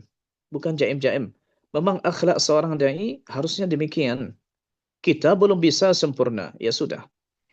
Kemudian juga di antara hal yang bisa untuk membuat masyarakat itu kita tidak usah membebani diri seakan-akan kita insan sempurna. Sampaikan saja, ibu, bapak, saya juga seorang dai. Saya meskipun saya dai, saya juga seorang manusia. Saya juga banyak salah. Ya, apalagi saya umur saya masih umur jagung, masih ini. Sementara sebagian kita itu sudah puas dengan pahit getirnya hidup ini, lebih berpengalaman dan lebih dewasa. Ya, saya ini masih muda, kadang-kadang emosi masih naik turun. Ya, sudah tidak apa-apa, kita sampaikan diri kita apa adanya, sehingga nanti kita tidak terbebani. Sehingga nanti kalau kita salah, terbuka ruang untuk tanasuh. Bil haqqi wa bis sabr. Tidak ada masalah, dikasih tahu Ustaz, boleh tak? Ada masukan Ustaz, boleh tak? Ada masukan tak? Lalu kita terima. Kepercayaan orang kepada kita akan lebih. Tapi kalau kita saja yang benar berlagak, contohnya, memang lisan maqal tidak akan bilang, tapi lisanul hal kadang-kadang terlihat oleh orang dari kita itu bahwa kita seakan-akan menganggap diri ini sudah sempurna dan tidak mau menerima. Ya, lisanul hal, bukan lisanul maqalnya. Maka memang apa yang orang lihat dari kita itulah yang akan menumbuhkan kepercayaan. Hati-hati kita. Kita bilang di Sahih Bukhari, babu wujubi salatul jama'ati. Lalu kita baca hadisnya. Ternyata nanti salat jamaah kita masbuk sering. Jamaah lihat, Assalamualaikum warahmatullahi. Jamaah lihat setelah salam kita bangkit setelah salam. Mempertinggi tempat jatuh. Ya, memang harus memperbaiki diri. Memperbaiki diri. Kalau insyaAllah ta'ala kita perbaiki diri kita, orang pun insyaAllah ta'ala akan terperbaiki dengan sendirinya. Coba kita baca di kitab Akhlaq Ahlil Quran. Karangan Imam Al-Ajurri rahimahullah ta'ala. Di antara pesan yang beliau sampaikan adalah, kata beliau, Idza saluha ahlul Qur'ani saluhan nasu jami'an. Jika ahlul Qur'an itu dia saleh, orang lain pun akan ikut saleh. Dia masalahnya kenapa orang tidak percaya dengan kita? Karena di diri kita memang ada sesuatu yang membuat orang tidak percaya dengan kita. Ya, caranya ya begitu, tahliyah, takhliyah. Yang tak pantas buang. Yang akhlak budi pekerti yang dicontohkan oleh Nabi kita itu yang akan kita inikan. Dan memang apalagi di antara kita akan diuji. Jadi dai begini gaji sedikit, kita dah capek, kita punya tanggungan ini segala macam. Ya, secara manusiawi sah-sah saja demikian. Tapi yakinlah insya-Allah taala bahwa yang kita cari kan tidak di dunia ini saja. Kan tidak di dunia ini saja, betapa banyak orang cari. Ya, afwan contohnya, ya kawan-kawan, sebagian kawan-kawan kita ketika melihat lahan dakwah ini bukan lahan yang subur untuk mengkayakan dirinya, maka pindah menjadi traveling dan segala macam. Syukur-syukur kalau masih di bab mungkin umroh dan segala macam mungkin. Tapi ada yang memang subhanallah bisnis itu, saya ingin menjadi Utsman. Utsmannya apa? Ya. Utsman dari sisi apa? Utsman dari sisi harta banyak. Ya, cuma bukan harta banyak saja, Masya Allah. Di dakwah luar biasa ininya. Betapa banyak mereka yang sudah terjun ke dalam bisnis, yansa nafsah. Fa'ansallahu azza wa jalla nafsah. Waliyahzubillah. Maka memang perlu kita ihtisab, perlu kita qanaah dalam bab ini. Tapi kalau sudah minta-minta begini dan segala macam, ada tips tertentu. Nah, afwan, ada pokoknya adalah salah seorang dai begini, ternyata pas ketika dilihat, oh, langsung bisikkan ke kita, apa tuh Ustaz? Ya, ngomong begini tapi kelakuan begini. Nih, kita mesti hati-hati apalagi masalah uang, masalah kepercayaan. Ya, umumnya orang sekarang nih masalah uang, bahkan saya pernah dibilang begini, insyaallah saya tutup jawabannya dengan ini. Ada jemaah bilang macam ini ke kita. Ustaz, mohon maaf Ustaz, saya tidak percaya kalau masalah uang dengan LC saya tidak percaya. Alhamdulillah, rubba darratin nafi'ah. Kalimat seperti ini meskipun zahirnya masuk ke hatinya itu sakit, tapi alhamdulillah bermanfaat. Kalimat itu selalu alhamdulillah saya ingat. Kalau masalah uang segala macam kita berusaha untuk menghindari, ya. Karena ilmu yang kita bawa ilmu warisan dari Nabi, tak bisa diukur dengan uang. Imam Bukhari rahimahullah ta'ala dipanggil oleh Sultan, yuk ajarkan anak-anakku. Oh, tidak bisa. Abu Dawud rahimahullah ta'ala diminta oleh wali Basrah, yuk pindah ke Basrah. Oke. Oh, yuk ajarkan kitabmu di Basrah. Oke. Oh, khususkan majelis untuk anakku. Oh, tidak bisa. Karena an-nasu fi hadha sawa. Nah, ini hati-hati kita dalam fitnah ini. Wallahu a'lam. Ya, silakan. Tapi mungkin untuk pertanyaan terakhir kita silakan kepada Ustadz Supriyadi, ini dari senior kita nih Ustadz, Masya Allah udah lebih 10 tahun saya, Masya Allah, barakallahu fikum. Tafadhal Ustadz. Masya Allah. Bismillah, Assalamualaikum warahmatullahi wabarakatuh Ustaz dan ikhwan sekalian. Alhamdulillah, salatu wassalamu ala rasulillah. Jazakumullah khairan Ustaz atas ilmu yang antum sampaikan. Semoga nantinya bisa kita amalkan dan kita praktekkan Ustaz. Pertanyaan dari Anas Ustaz, bagaimana memperbaiki dan mengatasi keadaan dakwah yang ini dianggap ya agak dirusak lah ya oleh jamaah kita, misalnya mereka juga ikut berdakwah gitu setelah belajar sama kita ya, namun dengan tentunya minimnya ilmu dakwah sehingga ya merusak dakwah kita, misalnya tentang bid'ah mereka atau tentang kesyirikan, artinya salah dalam penyampaian sehingga rusak citra kita begitu. Jazakumullah khairan. Baik, wa iyyakum. Alhamdulillah wassalatu wassalamu ala Rasulillah wa ala alihi wa sahbihi wa mawalah ma ba'd. Baik. Kita pernah di Payakumbuh itu mengadakan daurah khusus untuk para pegiat dakwah. Mereka bukan ustaz, tapi mereka pendamping ustaz, termasuk juga orang-orang yang aktif di media, ya. Dan kita juga dapatkan cerita dari sebagian asatiz kita, bahkan asatiz kibar yang sudah melalang buana sana dan sini, ya, bahwa dari komentar panitia katanya orang-orang ustaz ini tidak sedap, kata-katanya kasar, kita macam diperlakukan macam budak aja. Ini ada juga, ya. Akhirnya tanpa sadar ustaznya kena getah. Kok ustaz pilih jemaah macam ini? Nah, macam itu. Timnya macam ini. Maka di antara solusinya adalah memang harus ada pencerahan tau'iyah diadakan untuk mereka-mereka ini. Kadang orang-orang media yang sibuk untuk maka dia lebih sibuk untuk ke kamera. Dia ada di masjid tapi seperti tak di masjid. Dia ada bersama kita tapi tak mendengar ucapan kita. Maka orang-orang seperti ini perlu ditanbih-tanbih. Pernah suatu ketika waktu di Mesir, kurang lebih tahun 2000 sepertinya 2013, 2014, 2012 itu pernah di markas Syekh kita, Syekh Mustafa Al-Adawi, itu pernah diadakan multaqa al-ulama, multaqa al-ulama wa du'ah yang pertama di Masjid Al-Sunnah Jamaah di Minit Samanut. Ya. Pokoknya semua ulama ketika itu datang. Syekh Mustafa Al-Adawi datang, Syekh Abu Ishaq datang, Syekh Wahid Adus Salam Bari datang, Syekh Muhammad Hasan datang, Mahmud Isri datang, Ahmad Naqib datang, Syekh Majid Arafat datang. Banyak sekali datang. Kali itu yang paling banyak ulama datang yang saya tahu. Syekh Abu Bakar Hambali datang, ulama dari Skandariah juga datang, pokoknya banyak datang. Dan mereka ngomong satu. Ada terakhir ngomong, yaitu beliau ini bukan syekh, bukan ustaz, bukan alim ulama, tapi beliau ini ahli media. Lalu beliau bilang macam ini. Wahai para masyayikh, izinkan saya berbicara. Sepertinya saya tidak layak bicara, tapi izinkanlah saya berbicara. Beliau sampaikan begini. Kami ini memang ibaratnya memang tidak tampak di layar, tapi kami ini kadang-kadang seperti mukhalil, kata. Mukhalil ini kan rujaknya orang Arab ini. Orang-orang yang kurang-kurang nafsu makannya, kalau makan itu seperti ini lagi. Ya. Ya, kami bukan makanan inti, makanan pokoknya bukan rujak, tapi rujak ini penting juga, ya, untuk diapakan.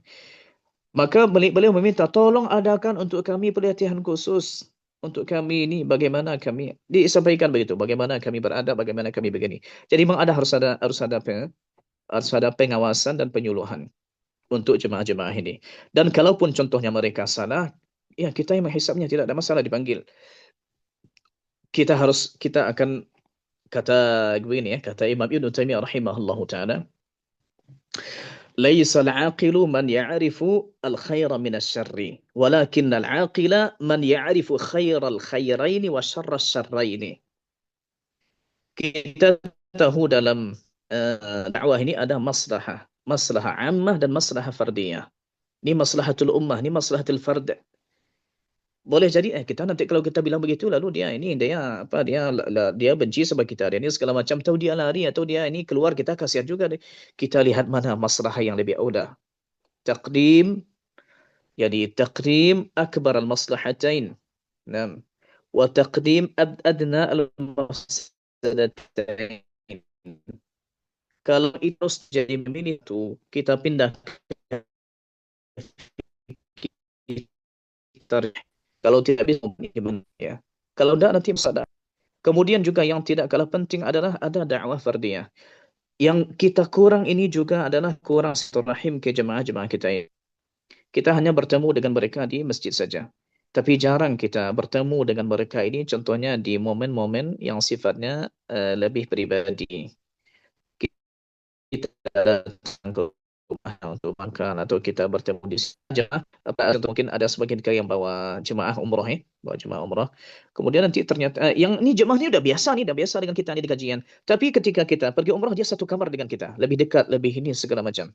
Saya pernah dengan seorang jemaah, kalau ngomong tuh biasanya kita agak jaim-jaim sedikit karena sepertinya bapak ini serius. Ternyata sebenarnya satu kamar dengannya, ternyata dia lebih berkelakar lagi dari kita. Ternyata orangnya juga terbuka, ya transparan, tapi kita tidak tahu sebelumnya, kuncinya kita tidak dapat.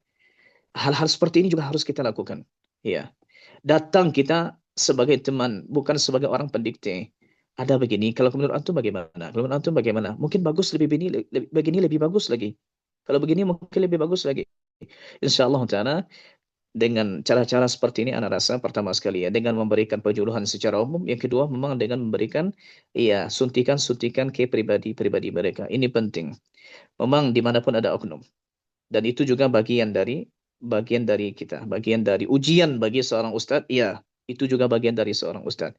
Wasil bin Atha keluar dari majelis gurunya, dia yang bikin ulah setelahnya. Ya, itu juga ujian bagi seorang guru, bagi seorang ustadz. Tinggal lagi insyaAllah ta'ala tentu kita akan bertahan. Dan jika harus memilih, maka kemaslahatan yang lebih luas dan lebih baik untuk umat itu lebih didahulukan daripada kemaslahatan pribadi. Wallahu a'lam. Jazakumullah khairan. Yani faqidus syai' la yu'ti. Semoga Allah Subhanahu wa taala memberkahi kita semua dan kita kembalikan kepada Ustaz Abu Murrah. Barakallahu fiikum. Ustaz, sepertinya banyak yang chat Ana nih. Katanya sayang akan diakhiri ini gitu. Apakah masih ada waktu, Ustaz? Tidak ada masalah, anak insyaallah taala masih bisa. Anak kan di rumah Taib. sekarang. Ahlan Oh, wasahlan. Masya barakallahu fikum. Taib, mungkin kita langsung aja bergilir pertanyaannya. Pertama dari Ustadz Randy, kemudian kedua Ustadz Ahmad Faiza, kemudian ketiga ada chat dari Ustadz Abdul Fattah nanti Ustadz. Tafadhal Ustadz Randy Septian. Nah, syukran. Assalamualaikum warahmatullahi wabarakatuh. Waalaikumsalam. Waalaikumsalam warahmatullahi wabarakatuh. Allahu yahfazukum ya Ustaz. Ana izin Iyyakum. bertanya, Tafadhal, tafadhal Ustaz. sebagai seorang dai Ustaz, kita ini terkadang di lokasi dakwah itu ketika berdakwah nggak selalu mulus-mulus dalam dakwah. Ada aja tantangan tuh pasti Ustaz ya. Terutama dari masyarakat.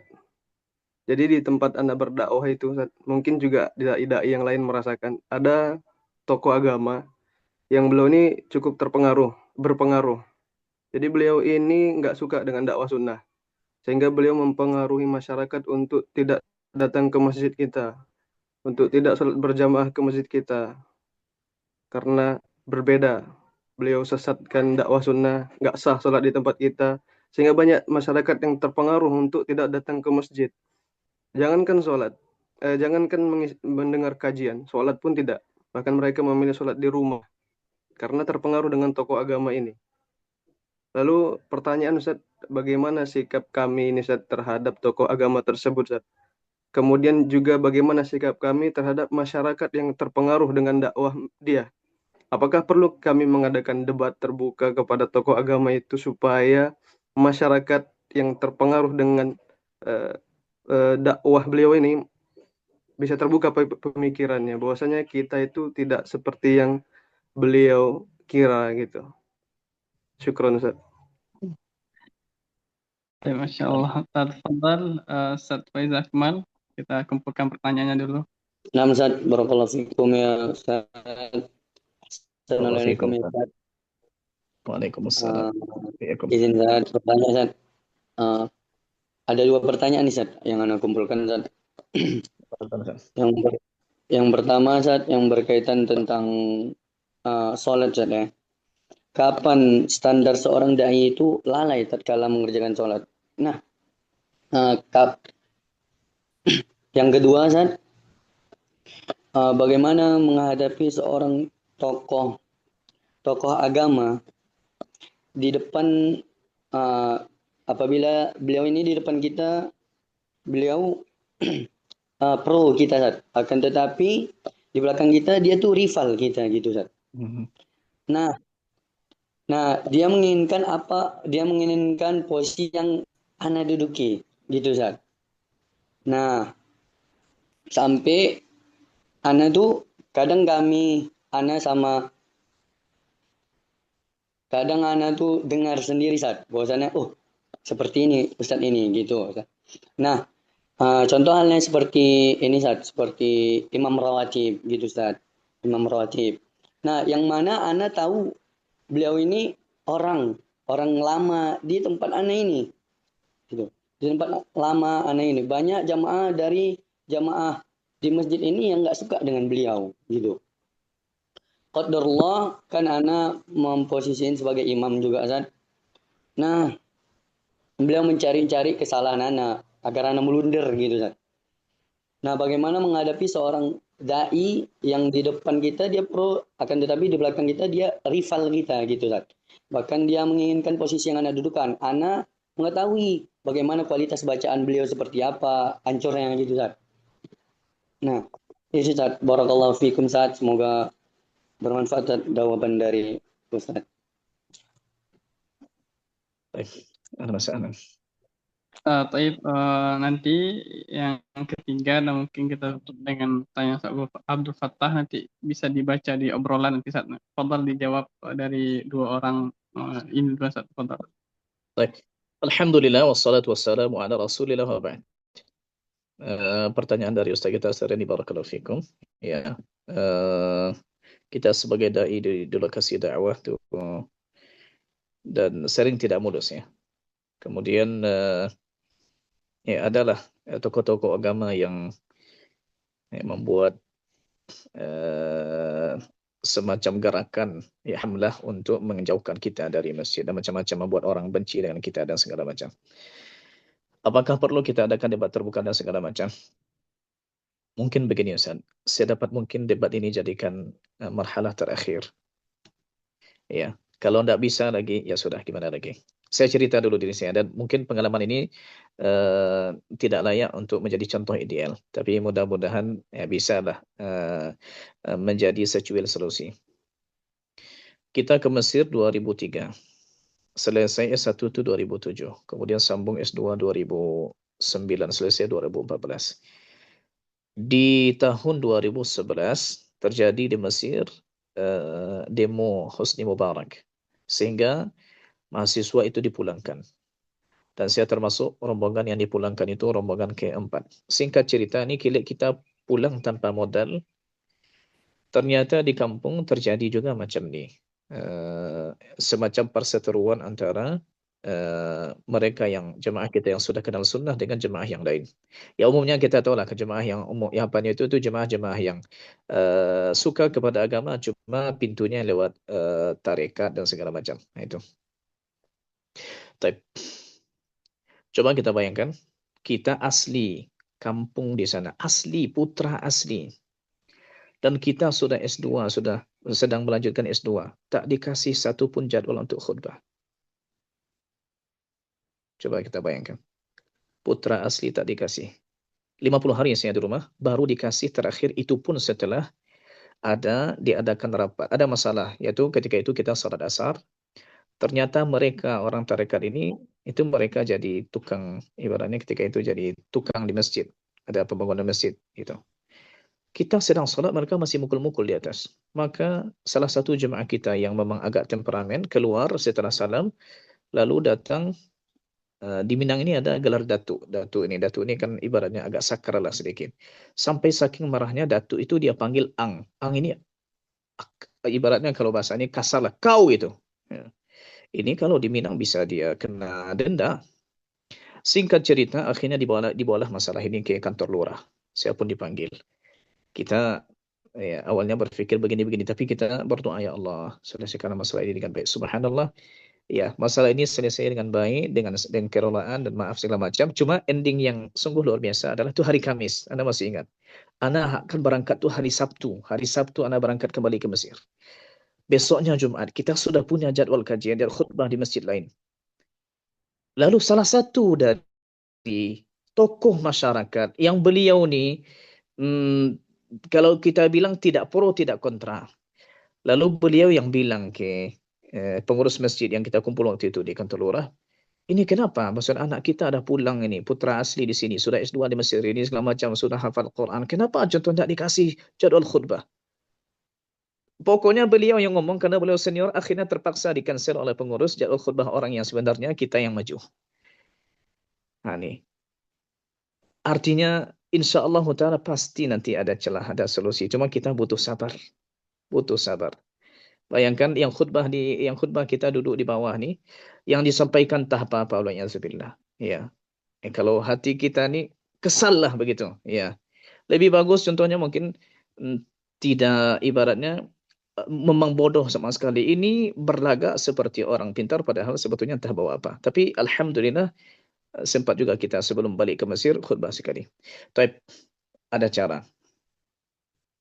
Cara yang lebih baik adalah yaitu pendekatan sosial. Pendekatan sosial. Apa yang mungkin bisa kita bantu? Sosial ini bukan tidak harus bagi sembako, itu kan butuh uang. Pendekatan sosial contohnya kadang-kadang duduk-duduk. Khususnya dengan tokoh-tokoh yang menurut kita itu bisa kita masuki. Begini loh kita, begini loh kita, begini loh kita. Ini jangka pendek. Bahkan ya boleh jadi kalau terminal akhir itu butuh untuk berdebat, di saat itu kita ada 50 hari kita di kampung, itu ketika itu memang ada debatnya. Ada 11 perkara yang kita debatkan ketika itu. Masalah Yasin, masalah zikir berjamaah setelah salat, masalah niqab, masalah isbal, masalah kaifiat sujud apakah dengan tangan atau dengan lutut dan segala macam. Ya, memang sengaja diundang oleh LPM ketika itu dan coba kita bayangkan yang berbicara dari pihak kita hanya anak sendiri saja. Hanya sendiri. Yang melawan kita di sana ada 40 orang. Cuma kita sabar ya. Sudah ngomong aja dulu. Ngomong semua. Tapi nanti pas jawab kita ngomong jangan dibantah. Alhamdulillah kita bawa ketika itu buku kita bawa buku, kitab, ya ada kitab-kitab lama mereka, dan itu kita pinjam. Kemudian juga kita bawa kita minta kepada kawan untuk menyediakan infokus karena yang kita punya itu di laptop PDF. Kita munculkanlah tentang surat Yasin ini, kita munculkan dari kitab Al-Um yang menyatakan dianjurkan membaca surat Al-Kahfi di hari Jumat. Di kitab Al-Um juga disebutkan tentang zikir berjamaah, bagaimana harusnya imam. Kemudian di kitab Ihya Ulumuddin disebutkan bagaimana seorang wanita di Kitabun Nikah jilid kedua di Ihya Ulumuddin itu bagaimana kata Imam Al-Ghazali, wala yazadu ala mamarri zaman ar-rijalu yakhrujuna makshufil wujuh wan nisa yakhrujna muntaqibat. Lalu kita bilang ada enggak yang memprotes Imam Ghazali dalam masalah nikah ini? Satu pun tak ada yang jawab. Sebetulnya kita menang, bahkan kawan-kawan yang ibaratnya Allahu Akbar, Allahu Akbar. Cuma tetap saja orang yang tidak pro dengan kita atau kontra dengan kita, ya ujung-ujungnya begitu juga. Dia begini, ya, kalau memang kita tidak akan memiliki hati.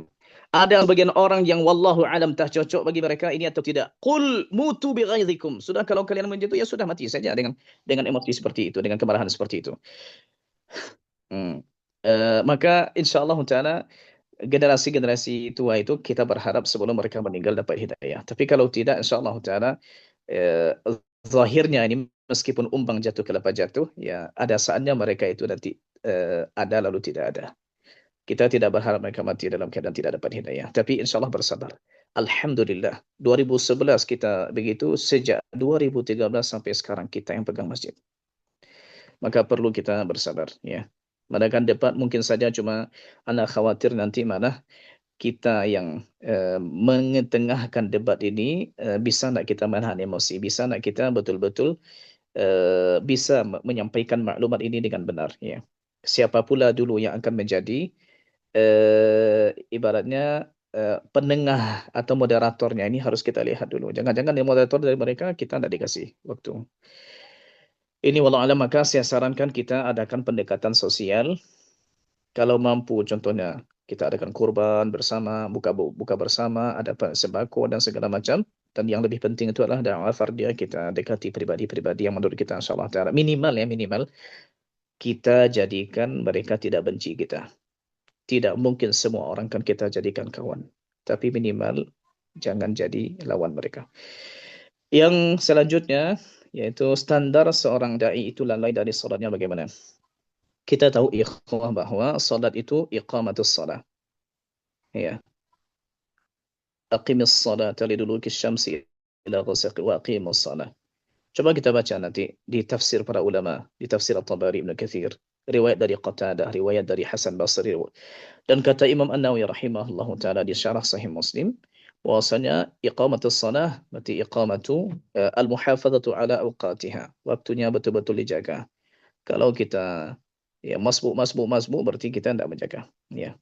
Dan yang kita khawatirkan, kata Syekh bin Utsaimin rahimahullahu taala tatkala menyebutkan hadis, wala yazalu qaumun yata'akhkharuna hatta yuakhirahumullah. Satu kaum selalu terlambat sampai nanti akan Allah lambatkan juga. Maknanya dua, dilambatkan di dunia atau dilambatkan di akhirat. Dilambatkan di dunia, sehebat apapun dia cepat datang, terlambat juga. Cepat datang ke masjid, sakit perut, pergi ke WC, lama duduk di WC, masbuk juga. Yang kedua, terlambat nanti fi dukhulil jannah. Bisa jadi ini, bisa jadi ini. Ada disebutkan di Sunan At-Tirmidzi, disebutkan begitu. Ya.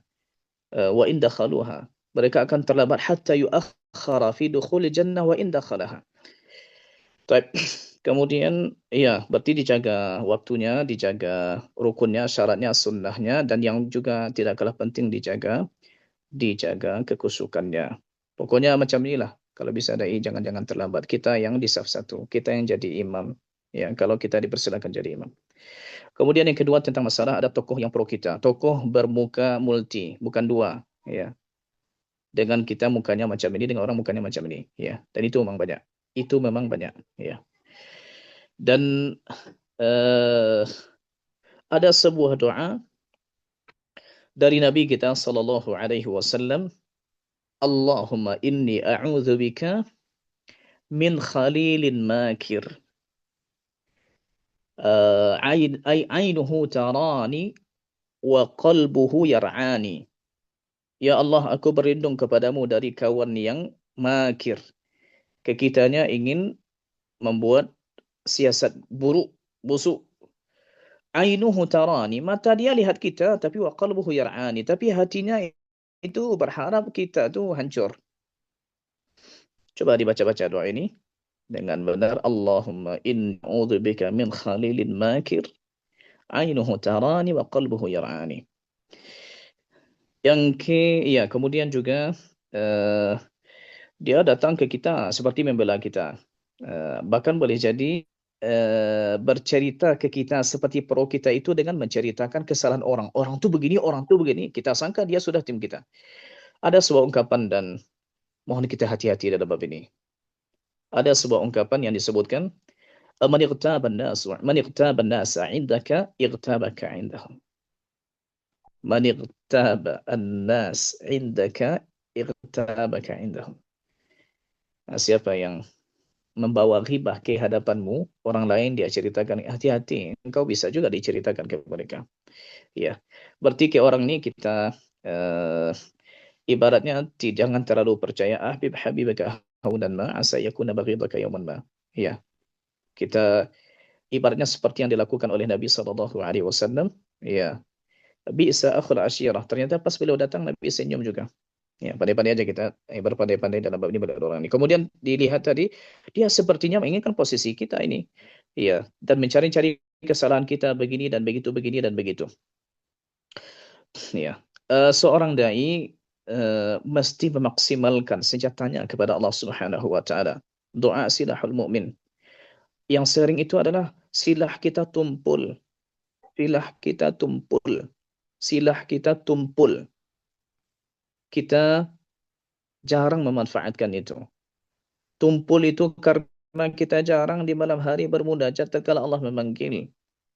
Man dzalladzi yad'uni fa astajib lahu, man dzalladzi yas'aluni fa u'tiya, man dzalladzi yastaghfiruni fa aghfir lahu. Agak jarang kita manfaatkan waktu-waktu itu, padahal kita tahu itulah waktu yang lebih diijabah. Ini mohon senjata kita jangan tumpul, ya. Kita kadukan kepada Allah Ta'ala. Dan tidak mesti itu terjadi langsung. Tahukah kita Nabi mendoakan hidayah untuk orang Mekah sepulangnya beliau dari Taif, berjalan 40 kilo sampai ke Qarn Sa'adib, tidak sadarkan diri, baru sadar diri tatkala disapa oleh malaikat Jibril. Kalau malaikat gunung siap untuk mengadu Al-Akhshabain, dua gunung besar yang ada di Mekah, yaitu Abu Qubais dan Qu'ain. Tapi Nabi kita SAW, la'alla Allah yukhriju min aslamin man ya'buduhu wahdahu wa la yusyriku bihi syai'a. Kapan doa ini Allah kabulkan? 11 tahun. 11 tahun setelah Fathu Makkah, baru masuk 2000 orang Islam di Mekah. Oke, kita sudah berapa tahun berdoa? Sehingga memang betul hati-hati mereka ini Allah tundukkan ke syariatnya, bukan ke kitanya. Wa man ahsanu qawlan mimman da'a ila Allah la ila nafsina, la ila anfusina. Keikhlasan juga akan ditanya dalam masalah ini. Ya. Kemudian insyaallah ta'ala kalau kita tunjukkan keahlian kita, seperti masalah imam contohnya. Ini saya juga pengalaman ini, masalah imam. Dulu di beberapa masjid memang ada sengaja upaya supaya kita tidak jadi imam. Terus begitu. Cuma nanti ketika hari Jumat pagi, tidak ada satupun yang maju. Yang biasa jadi imam tak datang-datang. Kenapa? Karena tidak hafal surat Sajadah dan tidak hafal surat Al-Insan. Tidak ada satu yang hafal. Sementara jamaah, kapan kita salawat Sajadah nih? Ya udah, kalau untuk hari Jumat posisi aman, takkan ada diambil orang. Karena kita memang merasa insyaAllah ta'ala mereka hafal, kita hafal. Lalu kita imam. Subhanallah. Ya mereka sendiri yang minta. Ya sudah Ustaz aja lah jadi imam. Kita bilang, saya tuh bukan imam tetap di sini. Saya mau aja jadi imam, tak ada masalah insyaAllah ta'ala. Cuma akhirnya mereka lah yang berusaha begini, dan begini. Lalu berganti pengurus. Ya setelahnya kita. InsyaAllah ta'ala pasti ada jalan. Tapi kita jaga ketakwaan kita kepada Allah ta'ala. Wa may yattaqillaha yaj'al lahu makhraja. Yaj'al lahu makhraja. Maksimalkan doa kita, maksimalkan istighfar kita, maksimalkan faqultu astaghfiru rabbakum innahu kana ghaffara yursilis samaa 'alaikum midrara wa yumdidukum bi amwali wa banin wa yaj'al lakum jannatin wa yaj'al lakum anhara. Tidak satu jannahnya, tidak satu sungainya. Kita hanya ingin satu solusi, ternyata subhanallah sekian banyak datang solusi. Nah, wallahu a'lam. Nah, fadhil Ustaz. Nah, pertanyaan terakhir Ustaz, kita ringkas di obrolan ini. Bagaimana cara kita membujuk dai-dai yang menghindari mengasah logikanya, khawatir terjerumus dalam ilmu falsafah yang dalam? Dan apakah ilmu mantik itu boleh kita pelajari untuk mempertajam logika? Alhamdulillah wassalatu wassalamu ala Rasulillah wa ba'd. Saya kuliah di Azhar. Dulu ketika di S1 juga karena kita belajar ilmu mantik. Meskipun hanya muqaddimah. Dia ada perlunya kita mengetahui itu, tapi tentu ada batas-batasnya. Ya, kata Hudzaifah ibn al-Yaman radhiyallahu anhu, orang-orang bertanya ke Nabi tentang kebaikan, wa sa'altuhu 'anil syarri makhafata an yudrikani. Ilmu mantik ini kan bagaimana ilmu mendudukkan sesuatu itu memang pas definisinya, jami' mani'. Kalau begini dia berarti masuk, kalau ini dia masuk, ya. Lalu nanti ada juga ilmu, dalam ilmu kalam itu ada muqaddimah. Kalau begini muqaddimahnya tambah muqaddimah kedua, tambah muqaddimah ketiga, maka hasilnya begini, ya. Terkadang kita butuh ilmu-ilmu itu cuma bukan dengan materi yang sama. Contohnya muqaddimah, innallaha azza wa jalla, contohnya, innallaha azza wa jalla laisa fi jihah. Kalau Allah di jihah berarti butuh seseorang yang mentakdir jihah. Sementara Allah tidak butuh dengan sesuatu. Ujungnya adalah berarti Allah tidak di jihah. Menafikan Allah nanti ulu. Itu kita pelajari juga dulu. Innallaha azza wa jalla, apa lagi? Laisa bijisim, laisa bi'arat, laisa bikada, muqaddimat nanti hasilnya keluar. Untuk orang ini dia muqaddimah seperti ini jadi kita butuhkan juga, cuma bukan dengan materi yang sama. Ya. Maka untuk analisa akal kita ini juga dibutuhkan. Boleh jadi ada contohnya orang tertentu yang lebih suka dia menerima dalil akli analisa kita. Ini saya contohkan. Saya diundang oleh MUI untuk memberikan materi tentang masalah salat tarawih 2-2 bukan 4-4. Ada juga materi lain pembanding dari Muhammadiyah, salat tarawihnya 4-4. Ya, ini sudah lama 2008. Nah, ketika saya presentasi di hadapan para ya namanya MUI yang datang tuh buya-buya, kiai-kiai datang, ya. Lalu kita sebutkanlah dalilnya segala macam, hadis Abdullah bin Zaid, hadis Abdullah bin Abbas, hadis Aisyah radhiyallahu anha, pernyataan ulama ini, Al-Hafidz Hajar di Fathul Bari, ya. Pernyataan Al-Mubarakfuri dalam Tuhfatul Ahwadhi dan segala macam kita munculkan itu semua. Alhamdulillah ya, apa yang kita sampaikan bisa meyakinkan audien dan kita lihat pun alhamdulillah sepertinya ya setuju dengan pendapat kita. Nah, sekarang makalah yang sama yang saya tulis itu makalah yang sama saya bawa ceramah di sebuah musalla. Jemaahnya masih awam. Kita bacakan pula seperti membacakan, kita presentasikan mirip dengan presentasi tadi. Tahukah kita apa yang masuk ke mereka? Untuk merubah kebiasaan 4-4 menjadi 2. Padahal 4 pun dalam mazhab Syafi'i dibolehkan, tapi yang lebih afdal adalah sebagaimana kata Imam Nawawi di Rawdatul Talibin, lebih afdal adalah dengan 2-2. Dan itu lebih zahir. Hadis di Sahih Muslim kata Ibunda Aisyah, yusallim baina kulli rak'atain. Di Sunan Nasa'i juga ada. Singkat cerita disebutkan bahwa kita ceramah nih hadis macam ini dan segala macam kalam ulama, kita nukil macam-macam. Lalu kita nukil kenyataannya sekarang bahwa di Masjidil Haram orangnya sholat 2-2. Di Madinah orang sholat 2. Di Kuwait orang sholat 2-2. Di sini orang sholat 2. Di sini 2. Subhanallah. Apa kata seorang ibu-ibu? Kalau di Mekah memang sholatnya 2. Sementara Mekah ni kiblat kita Ustaz. Ya kita sholat 2-2. Jangan malam ini. Langsung kita sholat 2 malam tu. Bukan karena hadis. Bukan karena ulama-ulama. Hanya karena Mekah kiblat kita dan Mekah sholat 2-2. Coba kita bayangkan.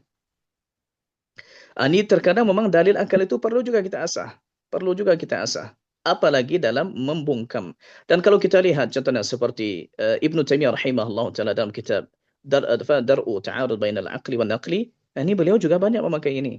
Istilah-istilah begitu. Cuma yang kita khawatirkan adalah dalam bab ini jika belum punya ya muqaddimah yang matang, khawatirlah kita nanti terjerumus dalam bab itu. Maka saya sarankan seperti contohnya daurah diadakan Ustadz Firanda, Ustadz Nidal contohnya, bagaimana mengasah apa kita ini menghadapi hal-hal seperti itu. Maka ini perlu juga kita hadiri ya. Bagaimana akal itu dibalas juga dengan akal. Tapi intinya tentu kita tidak akan mendahulukan akal daripada nakal. kita seorang muslim musallim, muz'in, munqad lillah subhanahu wa ta'ala. Wallahu a'lam.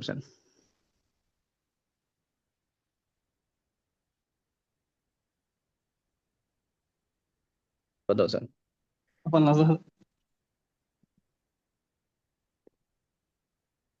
Baik, Masya Allah, jazakumullah khair jazak, barakallahu fikum, wa nafa'allah bikum Islam muslimin. Baik, mungkin Asatidzah, ini sudah hampir 2 jam materi yang disampaikan oleh Ustaz Abu Muslim hafizahullah ta'ala. Mudah-mudahan ini Masya Allah di antara materi yang bagus, di antara seni dan fun yang betul-betul bisa memberikan taksir yang kuat kepada sanubari kaum muslimin, sehingga memang betul-betul kita dalam berdakwah bisa memberikan dampak yang besar terkait dengan peribadatan dan ibadah serta akidahnya kaum muslimin. Dan kami ucapkan jazakumullah khairan jazak kepada Ustadz yang sudah menyempatkan waktunya, dan semoga Allah Azza wa Jalla selalu memberikan keberkahan kepada waktunya, hartanya, usahanya, dan selalu menjaga dari segala keburukan. Kemudian juga kepada asatidzah sekalian, semoga Allah Azza wa Jalla berikan kemudahan di atas setiap perjalanan dakwahnya, diberikan kesabaran serta taufiknya untuk bisa senantiasa memberi qudwah dan uswah ke tengah-tengah kaum muslimin. Baik, di akhir sesi ini asatidzah sekalian kita ada pengambilan dokumentasi. Nah, untuk pengambilan dokumentasi kami minta instruksi dari Ustaz Hasan. Tafadhal Ustaz. Baik. Ini semua buka apa ya? Kameranya, videonya dibuka.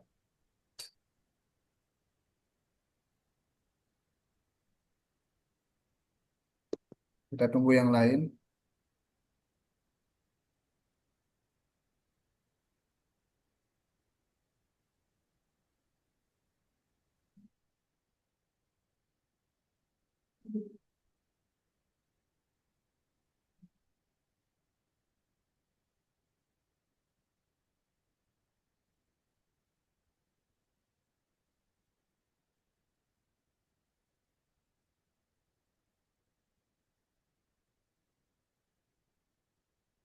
Yang belum pakai lobe atau peci ya dipakai ya biar rapi. Ustadz ya.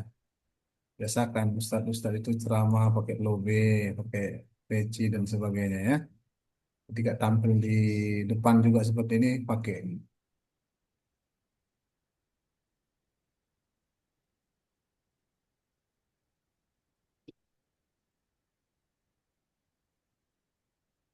Jadi untuk seat pertama ini Zulham Khair belum mengaktifkan videonya ya. Silakan Ustaz Zulham Khair.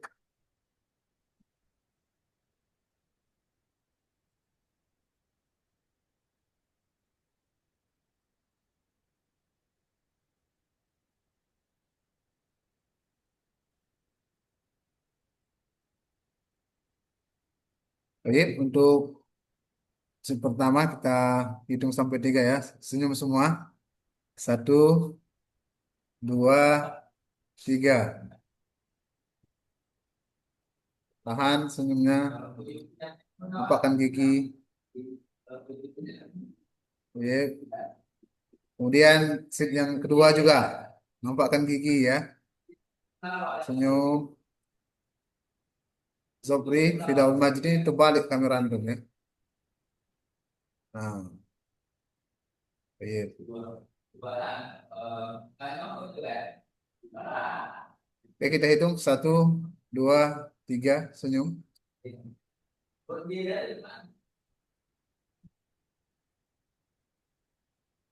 Baik, yang ketiga, yang terakhir ya. Senyum juga, Ustaz. Kita hitung sampai 3. 1, 2, 3. Baik, Ustaz David. Insyaallah, jazakumullah khairan jazak. Sekali lagi kami ucapkan kepada Ustaz Muslim hafizahullah, Ustaz, barakallahu fikum. Dan kami berharap ada mari mengaji nanti Ustaz, mungkin bro apa. Insyaallah. Insyaallah. Baik, syukron asatidz sekalian, barakallahu fikum. Untuk itu kita tutup majelis ini dengan doa kafaratul majelis. Subhanakallahumma bihamdika. Astagfirullah. Warahmatullahi wabarakatuh.